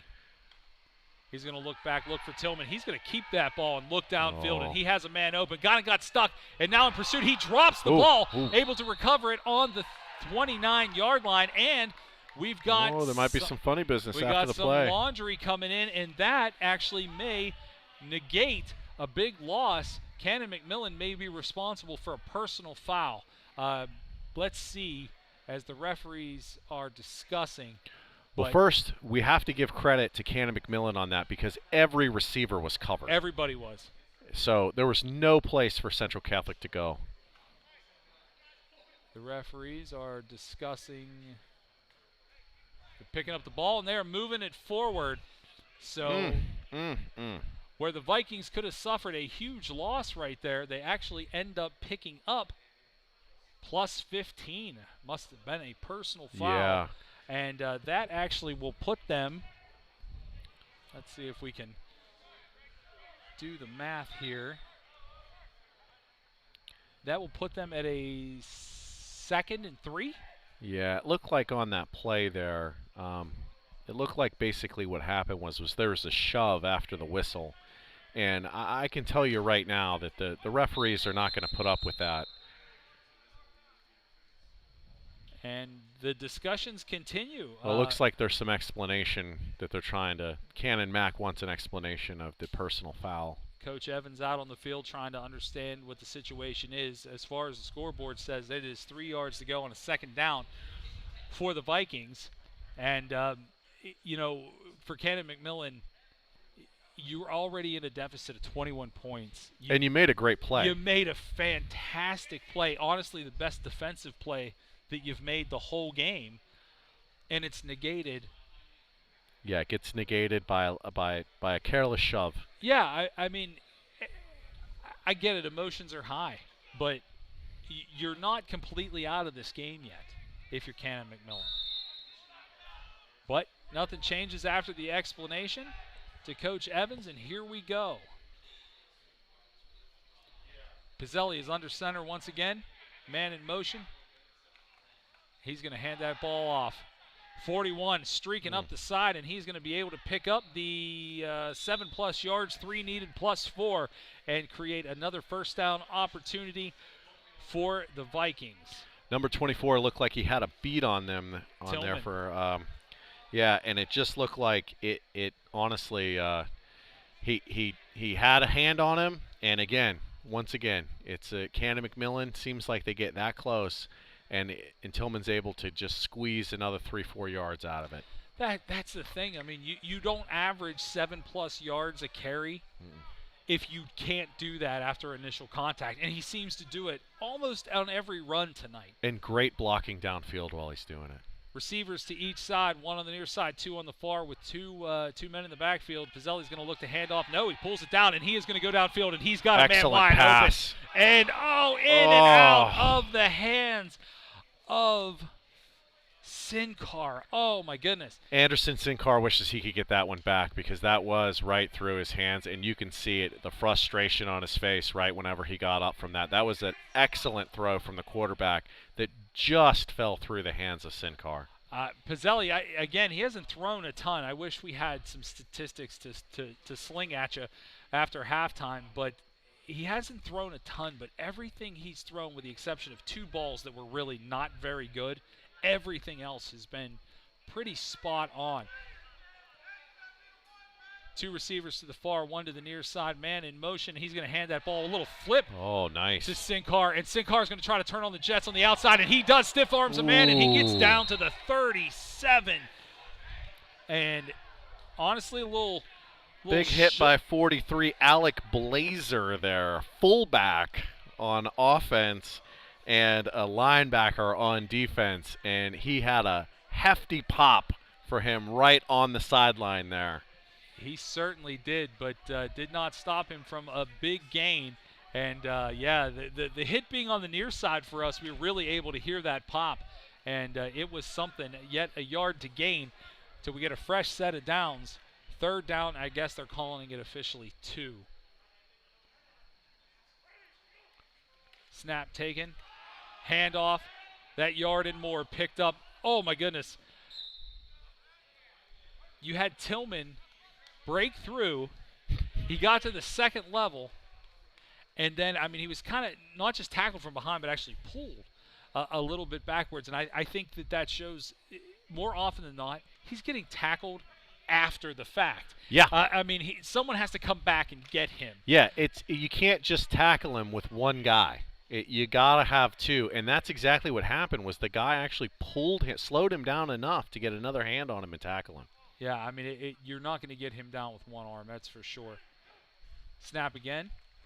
Handoff to Tillman again, and he's looking for room on the outside. He's not going to find very much that time. Nice tackle on the far side by number 24 from the Big Macs. Only a pickup of maybe 2.5, 3 yards down to the 30 for Tillman. Honestly, one of his shortest runs of the night. Everything else has been chunk after chunk after chunk. But I would not say that Canon-Mac looks like they've given up at all. No. And hats off to Coach Evans and those players. I mean, yes, they're getting run on a little bit, but they are still fighting. They are still playing. Absolutely. It's not an easy street out there. 2 receivers to the far, 1 to the near side. Looked like there could have been a little motion not called. Pizzelli back to pass, and he is looking again. No. Oh, wow. When you make a mistake, the way to get back into the good graces of the coach and teammates is do exactly what Anderson Cincar just did. Pizzelli, beautiful throw. Cincar goes up. He's single covered. He goes up, snatches that ball out of the air, and takes it into the end zone. All is forgotten from the one that Cincar dropped. Beautiful catch for another Vikings touchdown, running the score 36-10. I'm not going to lie, Rick. I thought that was a busted play. And I did too. He came up with that ball, came down with it. Snap, up, kick. Good. Looks like it hit a van out there in the parking lot. And you know was what? It mine? It might have been. Nobody's going to complain about it either. Kicking game remains strong for the Vikings, and it's 38-10. Central Catholic pulling away a little bit from Canon-Mac. Yeah, great catch by Cincar there. Like I said, I honestly thought that was a busted-up play. I thought the throw was a little bit short, but Cincar came back for it. One-handed it, actually. Yeah. You know, and was able to just waltz. I think that the defensive back thought it was a broken play, too. And he was just able, like Cincar was able to come down with that and walk right in the end zone. Yeah, that was something. And the glorious thing about that is It's on video. Yeah. It's on video, so we can go back and actually watch some of the game, back through on the YouTube channel. Central Catholic Vikings YouTube channel is going to keep these games, so you'll be able to go back after watching the live stream. If maybe your son is on the team, you want to go back and watch the game with him, that'll be available to you on the YouTube page. So what a cool thing. Normally you get back in my day, you got a VHS cassette, right, and you had to share it with the entire team. Now in this digital age, you can just go back and watch the game whenever you want. We plan on bringing this to you every Friday night for the season, whether it be here at historic Graham Field in Wilkinsburg or on the road. So we thank you for letting us into your homes this evening and celebrating a little Friday Night Lights with us. Kickoff pending, and here we go. Central Catholic with the kick. Oh. A little bit of a pooch punt, gets it into that second wave. 32 picks it up, and nice move initially by number 32 for Canon-McMillan. He picks up that kick, and manages to bring that ball back to the 47-yard line. So about a 17-yard return. And if you have to say there's a shining light for the Big Macs, I would say honestly it's in their kick return game. They've done pretty well with that. Special teams has been solid for them. And other than the muffed punt at the beginning, and it wasn't the snap. It unfortunately just got out of the hands of the young man, but it still has been a pretty solid effort on special teams for Canon Mac. Lyons Jr. back. He's going to hand it off, and boy, there was a burst there from a number I don't think we've called. Player loses his helmet. That is number 9, Mowad. Yeah, David Mowad, looks like. That's the first time we've seen him he had a burst. carry the ball, and he had a decent burst off the line. Looked pretty good, so maybe a little change of pace for the Big Macs there. Not able to pick up the first down, but pretty close to it. They'll go to a 2nd and 1. The board hasn't changed, so let's see. Nope. Board showed now 2nd and 1. Lyons Jr.'s back. He's going to pass. He took that pass from the shotgun formation, rolls to the far side, tries to throw it back across his body. And you know what? He actually made a pretty nice throw there for throwing back across his body. Tries to find a receiver at the 40-yard line. That ball falls harmlessly to the ground, and they will be now a 3rd and 1 situation. That is not an easy throw. Last night, of course, the kickoff to the NFL season, you saw probably the best of this era at doing things like that in Pat Mahomes. And he had some magic in it last night. Lyons tried to do his best Mahomes impression. And you know what? He almost pulled it off. He did. He was looking for Aries Cushenberry there, and Aries just couldn't handle the ball. Snap again, running back, handoff to Angott. Angott's going to rumble up the middle for about 10, pick up that first down, and the drive will continue for the Big Macs. Lost in the story of tonight is how many yards that Angott has. And his yards are hard yards. Yes. You can't say enough about the running game of Canon Mac. I mean, even whenever it's only for 2-3 yards, you're talking about hard-fought yards that number 25 Angott is running for there. And again, he does have a little bit of speed there when he does get open, but it is hard running. Lyons Jr. goes back under center. He has got 2 running backs in the backfield, wide receivers to each side. He's looking to hand off. No, keeps the ball, pulls down, and he is just attacked. Ooh, number 9. He is attacked by Beasley, who was just never going to give him the opportunity. Honestly, all Lyons Jr. could do there was safely get to the ground with the ball. Yeah.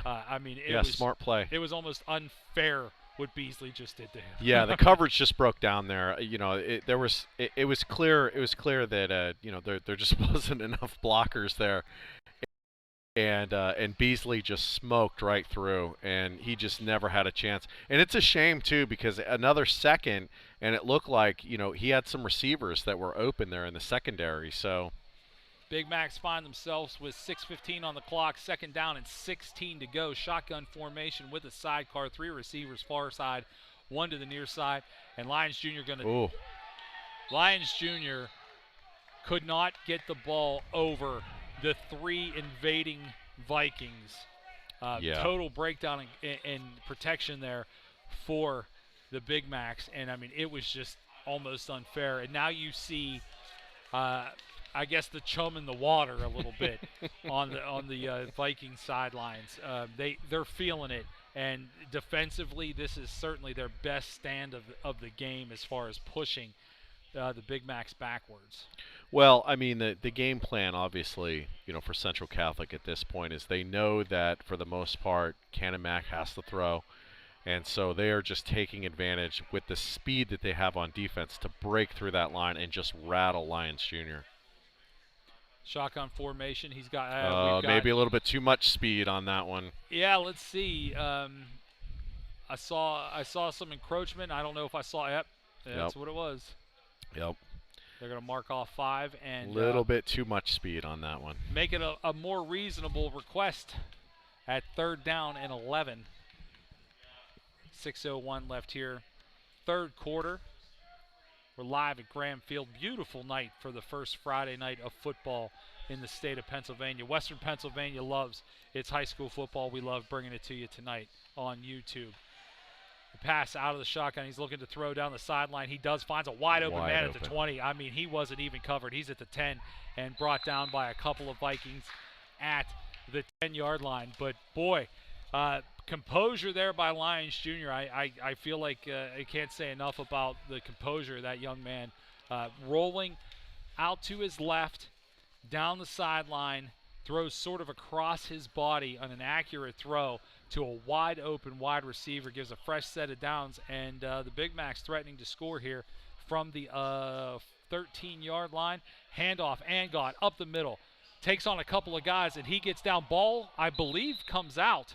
Big Macs say that they have it still. And I believe the referees agree. So Angott busts up the middle for 7 or 8. Fumbles the ball. I think he fell on it himself and able to keep the possession. I think this is a multi-use facility for Chatham, and there are 17 different lines on the field, especially in that area where the soccer goal would go.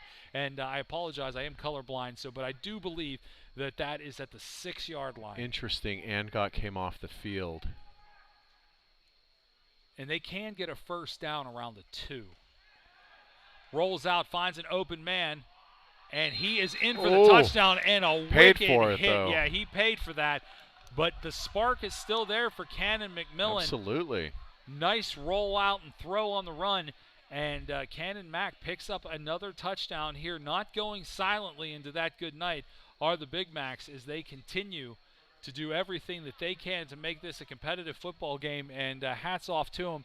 38-16 with what I do believe will be an extra point coming up here. I guess it's interesting where they're kicking because they're finding that if they kick the ball too far, it ends up in poison ivy here at the field. That's true. We did hear about that, didn't we?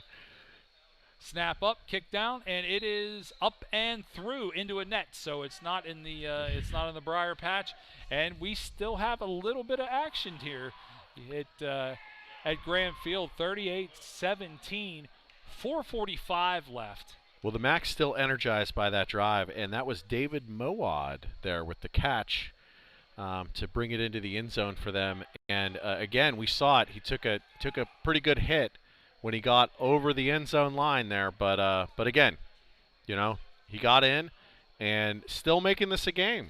Yeah, I think this is a super competitive game because you don't know what to expect. I mean, it's the first game of the season. Canon-Mac has not been maybe this as the Vikings the last couple of seasons, but their heart is certainly in it, and hats off to Coach Evans and that whole team because they are going to battle down to the end. But the Vikings will certainly have something to say about that as they'll get the ball back coming up here with 4:45 left to go in the 3rd quarter. Well, you got some alumni in your family, don't you, Rick? I do. We are calling on all alumni. Please update your contact information so that you can be up to date on the latest news from Central Catholic High School. Visit www.centralcatholichs.com/alumni update. Be sure to tell Michelangelo about that. Michelangelo Morandini. He's part of the family, a former Vikes football player as well, so much love to my family. I did not go to Central Catholic. I went to Sarah Catholic, but certainly understand the family atmosphere that Central Catholic provides, and they have been nothing but welcoming to us this evening. Thank you to all the staff. The kickoff received at the 11, and boy, that guy is fast. Ooh. I don't see who had it, but a nice Whoa. hurdle over the pack and still on his feet, brought down ultimately at the 26, but the hurdle was worth the price of admission. Willie Mays Hayes-esque. That was, I couldn't even imagine. I'd be in traction for 3 years. That was outstanding in front of us. Watch it, Kyle. We can watch. Wow. That was an excellent Wow. hurdle. And we want to remind you that this game is going to live on the YouTube channel, so you can go back and watch it. If your child's playing the game, you want to watch it with them later, it is going to live on the YouTube channel, as will all the games this season. Your friends, if you have fellow alumni that would like to watch the game, make sure they know you can find that on Central Catholic's YouTube channel. We start off under center looking for a back. He finds one, and that back goes nowhere. That was not Tillman. I believe that was number 30, Argentino Green. Is it 30? Looks like 32. Oh, I'm sorry. 32. 32, Bennett. Yeah, 30. Great. Or, I'm sorry, Tarrant. Yes. Not Bennett, Tarrant. Carry there, and he got wrapped up quickly. Yeah, a great play by Canon-Mac there to get in the backfield and wrap up immediately. Again, you really have to say, you can't say that the Canon-Mac defense is playing bad. They're not playing bad football. You know what the thing about it is? No one out in bad football. No. Certainly under the circumstances. No. They are spread out on this one, are the Vikings under center. Canon-Mac trying to figure out what exactly they're doing, and that is a drop back pass, and there is a man wide open, overthrows. Too much on that one. Benson. Pizzelli had him open, but just too much on it down the far sideline, or right about now I'd be saying there's 6 more. Looks like Canon-Mac has a man down, might have a, maybe has a cramp. It is a, it does look like he is favoring his leg, and it could be a cramp. It is a beautiful night for football here. If you are wearing the pads tonight, you are not upset about this weather. It's probably about 65, 68 degrees right now here in Wilkinsburg, and it is a perfect night for high school football. And we also want to remind you that it is always to give to Central Catholic High School, and whether it's the Alumni Association or the Viking Victory Auction. Yeah, the Viking Victory Auction. Please mark your calendars for the new date, which is Saturday, April 24th at the David L. Lawrence Convention Center. You can find more information by visiting the school website at www.centralcatholichs.com/auction. Yeah, so make sure you give it. I'm sure a lot of wonderful things going on in there. Also, Kyle, this is something that you and I probably should have got in on. Yes, and yes. It's sold out. The Letterman's golf outing. Yeah, the Letterman's golf outing is sold out. So the Letterman's golf outing is sold out, but there is still sponsorships available. So if you're interested in sponsoring the Letterman's golf outing, which takes place on October 12th, be sure to go to the website at www.centralcatholichs.com/learn about more sponsorship opportunities. How did we miss out on that? I don't know. How did we not sign up for this? It's our favorite thing in the world. And I will say this about my golf game. Got a lot better this summer because I had a lot of time to play. Well, and you got a few lessons. I did. And your game is noticeably better than mine. I might have to take some lessons too. So maybe it was probably good that we sat out this one. I feel like the 2021 outing is going to be the outing for us. Okay, that's fair enough. I think that perhaps that's how we do it. Good news, number 17, who was the downed Canon-McMillan player, walks off on his own power. Yes. That is Dallas Suber. Seems to be okay, probably just a cramp, but happy to report that he has walked off under his own power. Throw out to the flats, looking for a move, and making moves, my goodness. something that turns a negative into a positive there for the Vikings. Eddie Tillman and his speed managed to create at least an opportunity to get back to the line of scrimmage. They threw it to him in the flat. Canon-McMillan swarmed the area, but Tillman able to use his quick feet and I believe get back to the line of scrimmage. It was an interesting play there. It looked like they were trying to take advantage of Tillman's speed there and catch the defense off guard. But the Canon-Mac defense, they were there. Not the best offensive series we've seen for the Vikings, and they are looking for a punt, and I don't believe they got it off fast enough. We got some screamings. Let's see. I honestly think it's a delay game, but I'm not 100% sure because there isn't a visual, a visible clock. I think there was a timeout that was called. Is that right? Let's see here. No, it's definitely no. It looks like it's going against the Big Macs. Are they? That's interesting. I wonder if that's enough to give them the first down. No, it's not. I doubt it. I think it's probably only now they're putting the ball back exactly where it was. So I'm not sure what happened. I apologize. I mean, I understand the rules of this game fairly well, but I'm not sure what happened there. Yeah, it looked like they were going to pick it up and move it, and then they put it back down. And now it looks like there's a timeout. Okay. Yeah. The board is showing Canon-McMillan is down to 2 timeouts, so we'll just assume that that's what happened. Sorry that we couldn't be a little clearer on that. We just I think maybe that there was a timeout called at the last second there, and there might have been some confusion because of the movement by the players. Perhaps maybe only one side official heard the timeout. So, but it looks like that is what happened, and they're over there trying to discuss it as far as letting the head umpire there know a little bit sooner. Just keep in mind if it seems a little longer between timeouts, they are being very lenient as far as timeouts go because every young man has his own water bottle and they have to seek it out if they want to get a drink during a timeout. So if it seems a little long, that's why. Punt formation, and it's a fake. Interesting. It's a fake punt, and it's a good fake punt because I had no idea what was happening. 81 takes that ball, streaks it up the sideline, and gets out of bounds at the Canon-Mac 45. Boy, you want to talk about execution there. I wasn't sure if the ball went over the punter's head or what happened, but he was in tight. Was that 81 or 41? No, it was definitely 81, and that was definitely Carruthers. What's interesting with that is that the Big Macs took a timeout because it looked like they weren't in the right formation to figure out what was going on with Central Catholic. Central Catholic switched it up on them again and then had a huge play. Yeah, Coach Totten, I don't know who made that play call over there, but, here's to you. That was excellent to keep this drive going, which honestly was abysmal up into that point, but keep moving the ball. Down to the 43, handoff.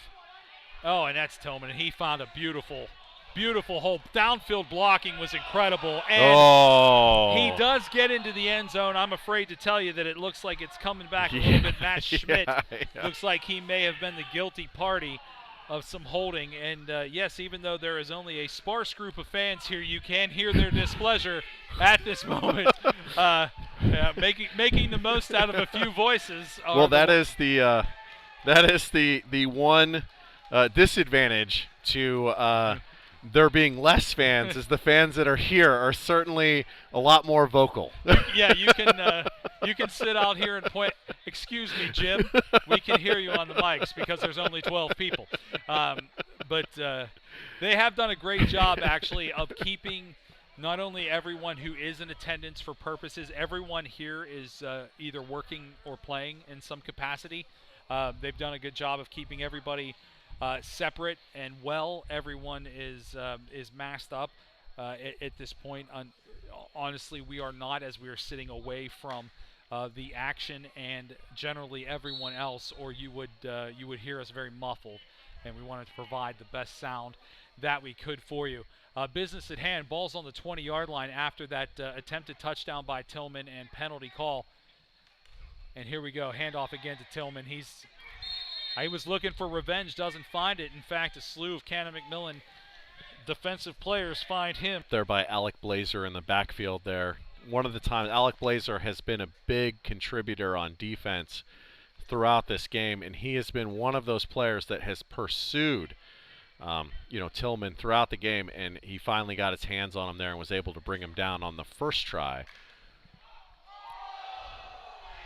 And we had a complete and total power failure on the field, and now it is back. Interesting. And it has come and gone twice. Interesting. I would imagine the referees. Yeah. All right, so right now we're at probably an untimed stoppage, and there goes getting close. Yeah, looks like we're back. Wait, what is this? Greene County Rams.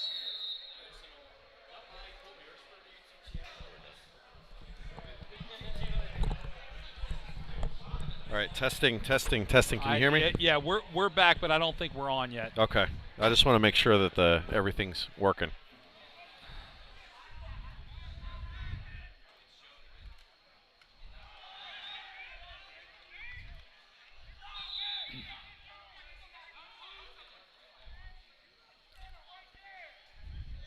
Okay. Joe, are we back?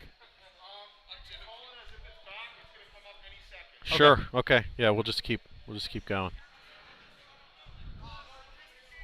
In the most 2020 thing that has ever happened in the history of 2020, all the lights went out 4 or 5 times here at the at Graham Field, and we have really no explanation as to why it happened. But we do find ourselves back under the lights here on Friday night.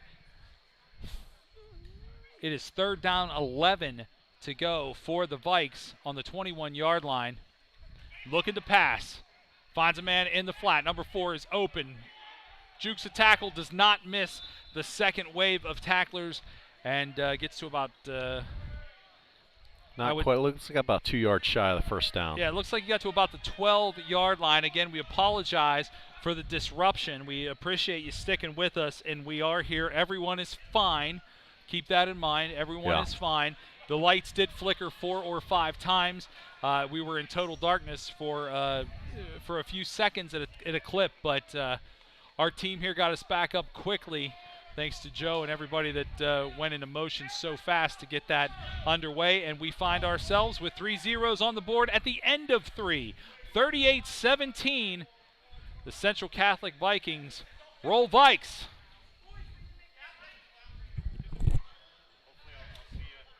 Absolutely. We'll be here. We love it. Have a good evening.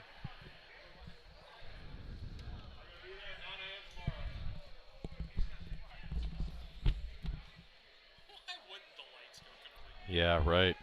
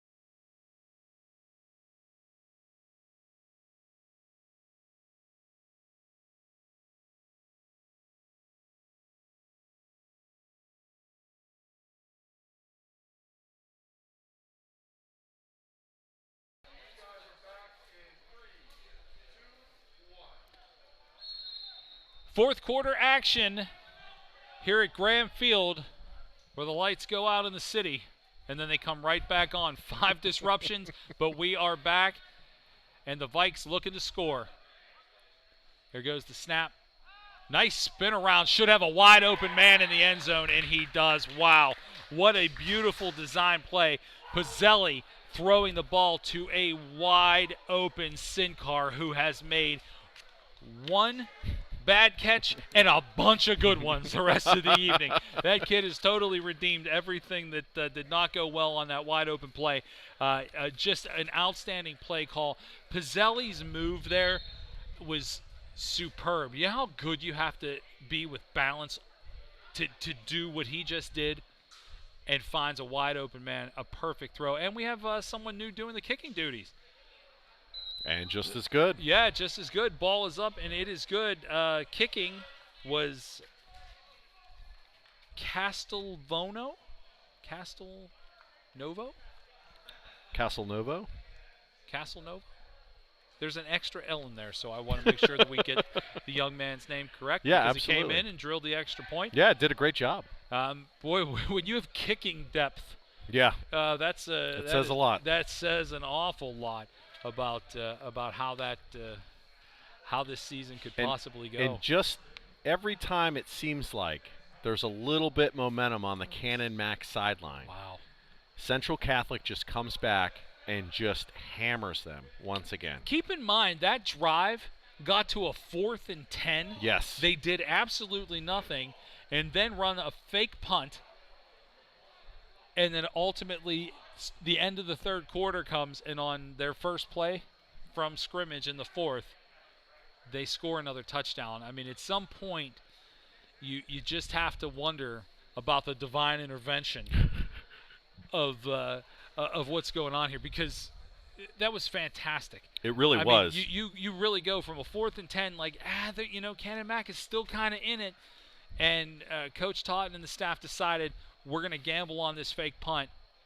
They picked up the yards they needed, and then the drive honestly stalled a little bit. They actually had a touchdown called back. Tillman could have another one on his stat line tonight. Yeah. It got called back, and they still ultimately turned it into a touchdown, and here we go. We've got another kickoff by the Vikes. Looks like a little bit of a pooch kick. And an odd set of circumstances there. Someone from the second wave for Canon-McMillan, looked like number 81, came up to the 35-yard line and called for a fair catch when he had at least 5 open yards in front of him. But he's also a guy that's probably not used to touching the ball. Yeah. He's probably not somebody who plays out there all that much, and didn't feel like an explosive return was in his future. So probably just playing safe on that one. Can't blame him for that. No.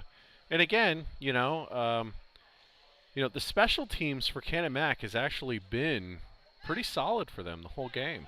Yeah, absolutely. I think that's probably one of their highlights. Although I can't rave enough about Lamont Lyons Jr. I think he's done everything he can for the Big Macs, and certainly number 25, Ryan Angott, has just been a workhorse for them as well tonight. So I would imagine we'll see some cleaner jerseys coming in, as this game seems to have gotten completely away from Canon-McMillan. 45-17 the score. 2 timeouts. There was a timeout taken by Central Catholic, and one earlier taken by Canon-Mac. So each team sits at 2. Again, thank you to Chatham University for allowing us to share the field here tonight. It is an absolutely gorgeous renovation here at Graham Field. If you have ever been to Graham Field in Wilkinsburg in the past, you'll know that it is old, it is historic, and now it is completely renovated and looks outstanding. It is a great home for Friday night football, especially in these circumstances where there cannot be many people here in the stadium. Honestly, there are about 12 to 15. Canon-Mac goes ahead. They take the snap, and a handoff goes to number 9. That is Mowad, who actually had a touchdown on their last drive. Paid for it in the end zone, but has had we've called his name a few times, has had a pretty nice game for Canon-Mac. And I think they're probably going to be content to realize they may not be able to catch up. So they're just going to try to run a clean offense here and get some people some different jerseys into the game at this juncture, although Lyons Jr. is still out there at the helm. Well, what's interesting with that, Rick, is that Moa's got good hands. We've seen it. So you may see some play action here. No, and you're right. There he goes. He drops the ball to Lyons Jr. looking for a way out, and his way out was the only way down. Number 51, Donovan Heinisch, gets into the backfield, makes Lyons Jr. pay. Yeah, you got a feel for Lyons Jr. I mean, he is trying everything he can, to hold on to the ball as long as he can to try to get something going here, and it's just not enough. Central Catholic, their defense, again, you can't say enough about them. They've done everything they can. Every time Lyons Jr. goes to look down the field, there's just nothing available. Yeah, I mean, it's become a protection issue. Lyons Jr. under center has a wide receiver out to each side, opts to hand off, and probably a good move, and then, I mean, not in any illegal way, but on kind of a clothesline tackle by number 3, J.D. Younger, and he got his paw up and managed to snatch enough of the jersey to bring him down on a pretty aggressive tackle. Good stuff. It looked like that was number 17, it looks like. Christopher Davis, it looks like, was the one that ran that ball, normally a wide receiver, so.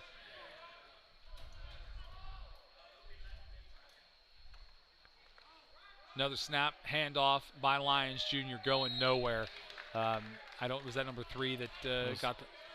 That was number 4. Number 4, Isaiah William Chandler. Okay, so again, we're starting to get into some new faces, some younger guys into the game. Well, Chandler's a senior. Chandler's a senior, but he was not in the did not play in the bulk of this game. But Chandler is in there now for Coach Mike Evans. Big Macs, 9:50 on the clock. It is currently stopped. 45-17, the Vikings lead. We want to thank everybody who has allowed us to be a part of their evening. At one point there was nearly 1,000 people watching this broadcast. We can't thank you enough, and remind you to tune in every Friday. We're going to have road games, home games, and this will serve as the home for the Vikings this season. Handoff for the Vikings, and it goes nowhere. We've got a new quarterback in the game, and looks like that ball was handed off to number 31, Pitts, our new quarterback serving under center. Did you catch who that was, Kyle? I did not. Is that Adam Obrin? It might be. I did catch Pitts. And, change of pace for Central Catholic here, not only at the quarterback position, but at the running back position. It looks like they're going to stick with that. Yeah, Obrin's going to get under center. He is, and with younger players and guys that didn't start, you're going to get some oddities as they're trying to figure out the offense right now. There's a running back, wide receivers out to each side. Man in motion is 19. Obrin going to take the snap.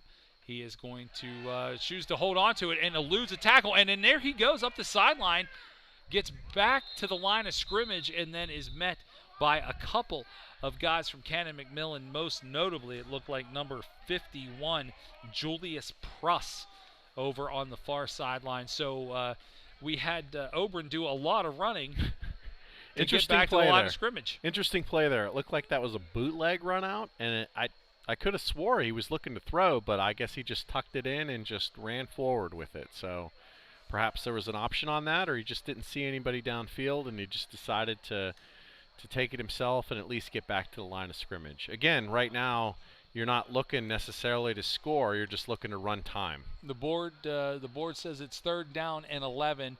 The running clock at just under 8 minutes, 45-17.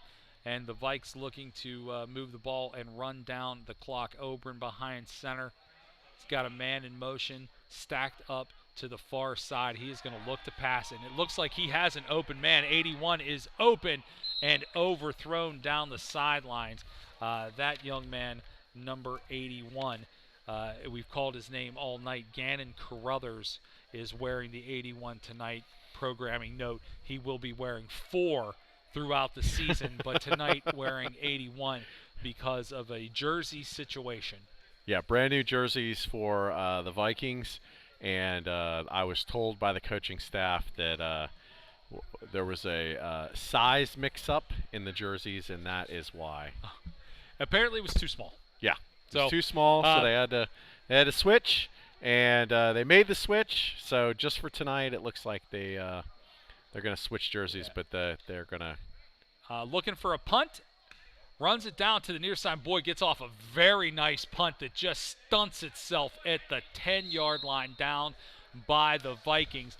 So kind of an interesting punt there. I don't know if that was a... I'll tell you what, Anderson Cincar there, I've played some rugby at Penn State. That and was that a very rugby-esque kick. Yeah, it was a very nice rugby kick. I'd be interested to know if he played some rugby because, yeah, definitely a nice rugby kick right into the corner. You couldn't ask for a better kick, honestly. No, and boy, the fact that it just kind of laid dormant there at the 11, it didn't bounce, it didn't roll, it just kind of stopped. Yeah. You know, we should all be able to control it like that, but fantastic punt, going to put Canon-Mac back down at their own 11-yard line, and right now, at this juncture in the game, it looks like a lot of young guys coming in a lot of clean jerseys out for Canon-Mac. So we're going to see some interesting football, to say the least, as we wrap up this game. Benjamin Urso looks to be under center, and he tripped while he handed off the ball. The problem was his knee hit the ground, and I think that's going to count as first down without actually the ball being handed off. Yeah, unfortunately, he definitely hit the ground right whenever he got the snap, so that is going to be placed where it is. And, yeah, unfortunately, that's just going to end up being a busted-up play for them. And the clock does continue to run. Just about 7 minutes left here in the fourth quarter.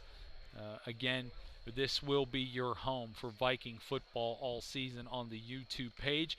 Please let your friends, fellow alumni know that it is going to be every game all season long right here on the YouTube channel. Under center once more, and a handoff and a slew of Vikings there to meet that unfortunate blocking there by Canon-McMillan, and I think it was number 4, Chandler, who just got swallowed up. And they have been driven back about 3 yards since the initial line of scrimmage at the 11. And no hurry. So, yeah, great. Again, you can't say enough about the special teams by Central Catholic there, and that great kick by Cincar to pin them back deep into their own area there. And just Canon-Mac just has not been able to make any headway back there. And one fan is is quite vocal. Yes. Another handoff again. He's going to roll out, and he's actually going to find somebody in the flat, number 44.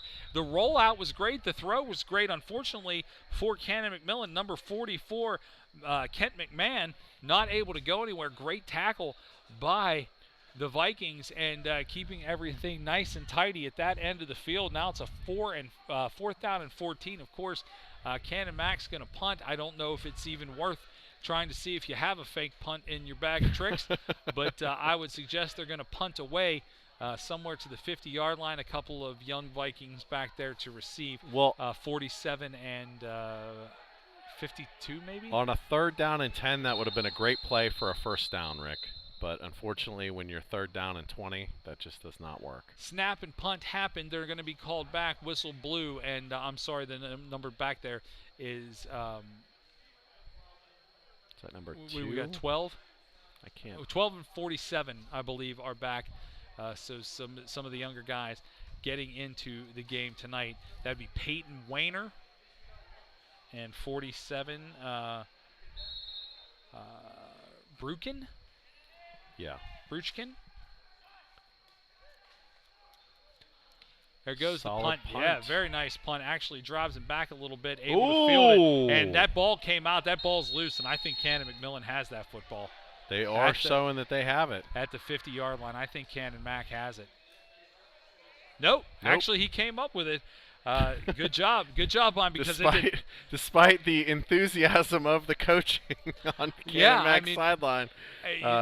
They sold it to me. I'll give them that. Catholic had the ball. They sold that possession for sure, but they do not have possession of it. Central Catholic will take the ball right at midfield with 4:50 on the clock, 45-17 the score. 2 timeouts apiece, and again, a lot of youngsters in the game. A well-deserved sit-down for the starting lineup of the Vikings. They're pretty jovial on the near sideline.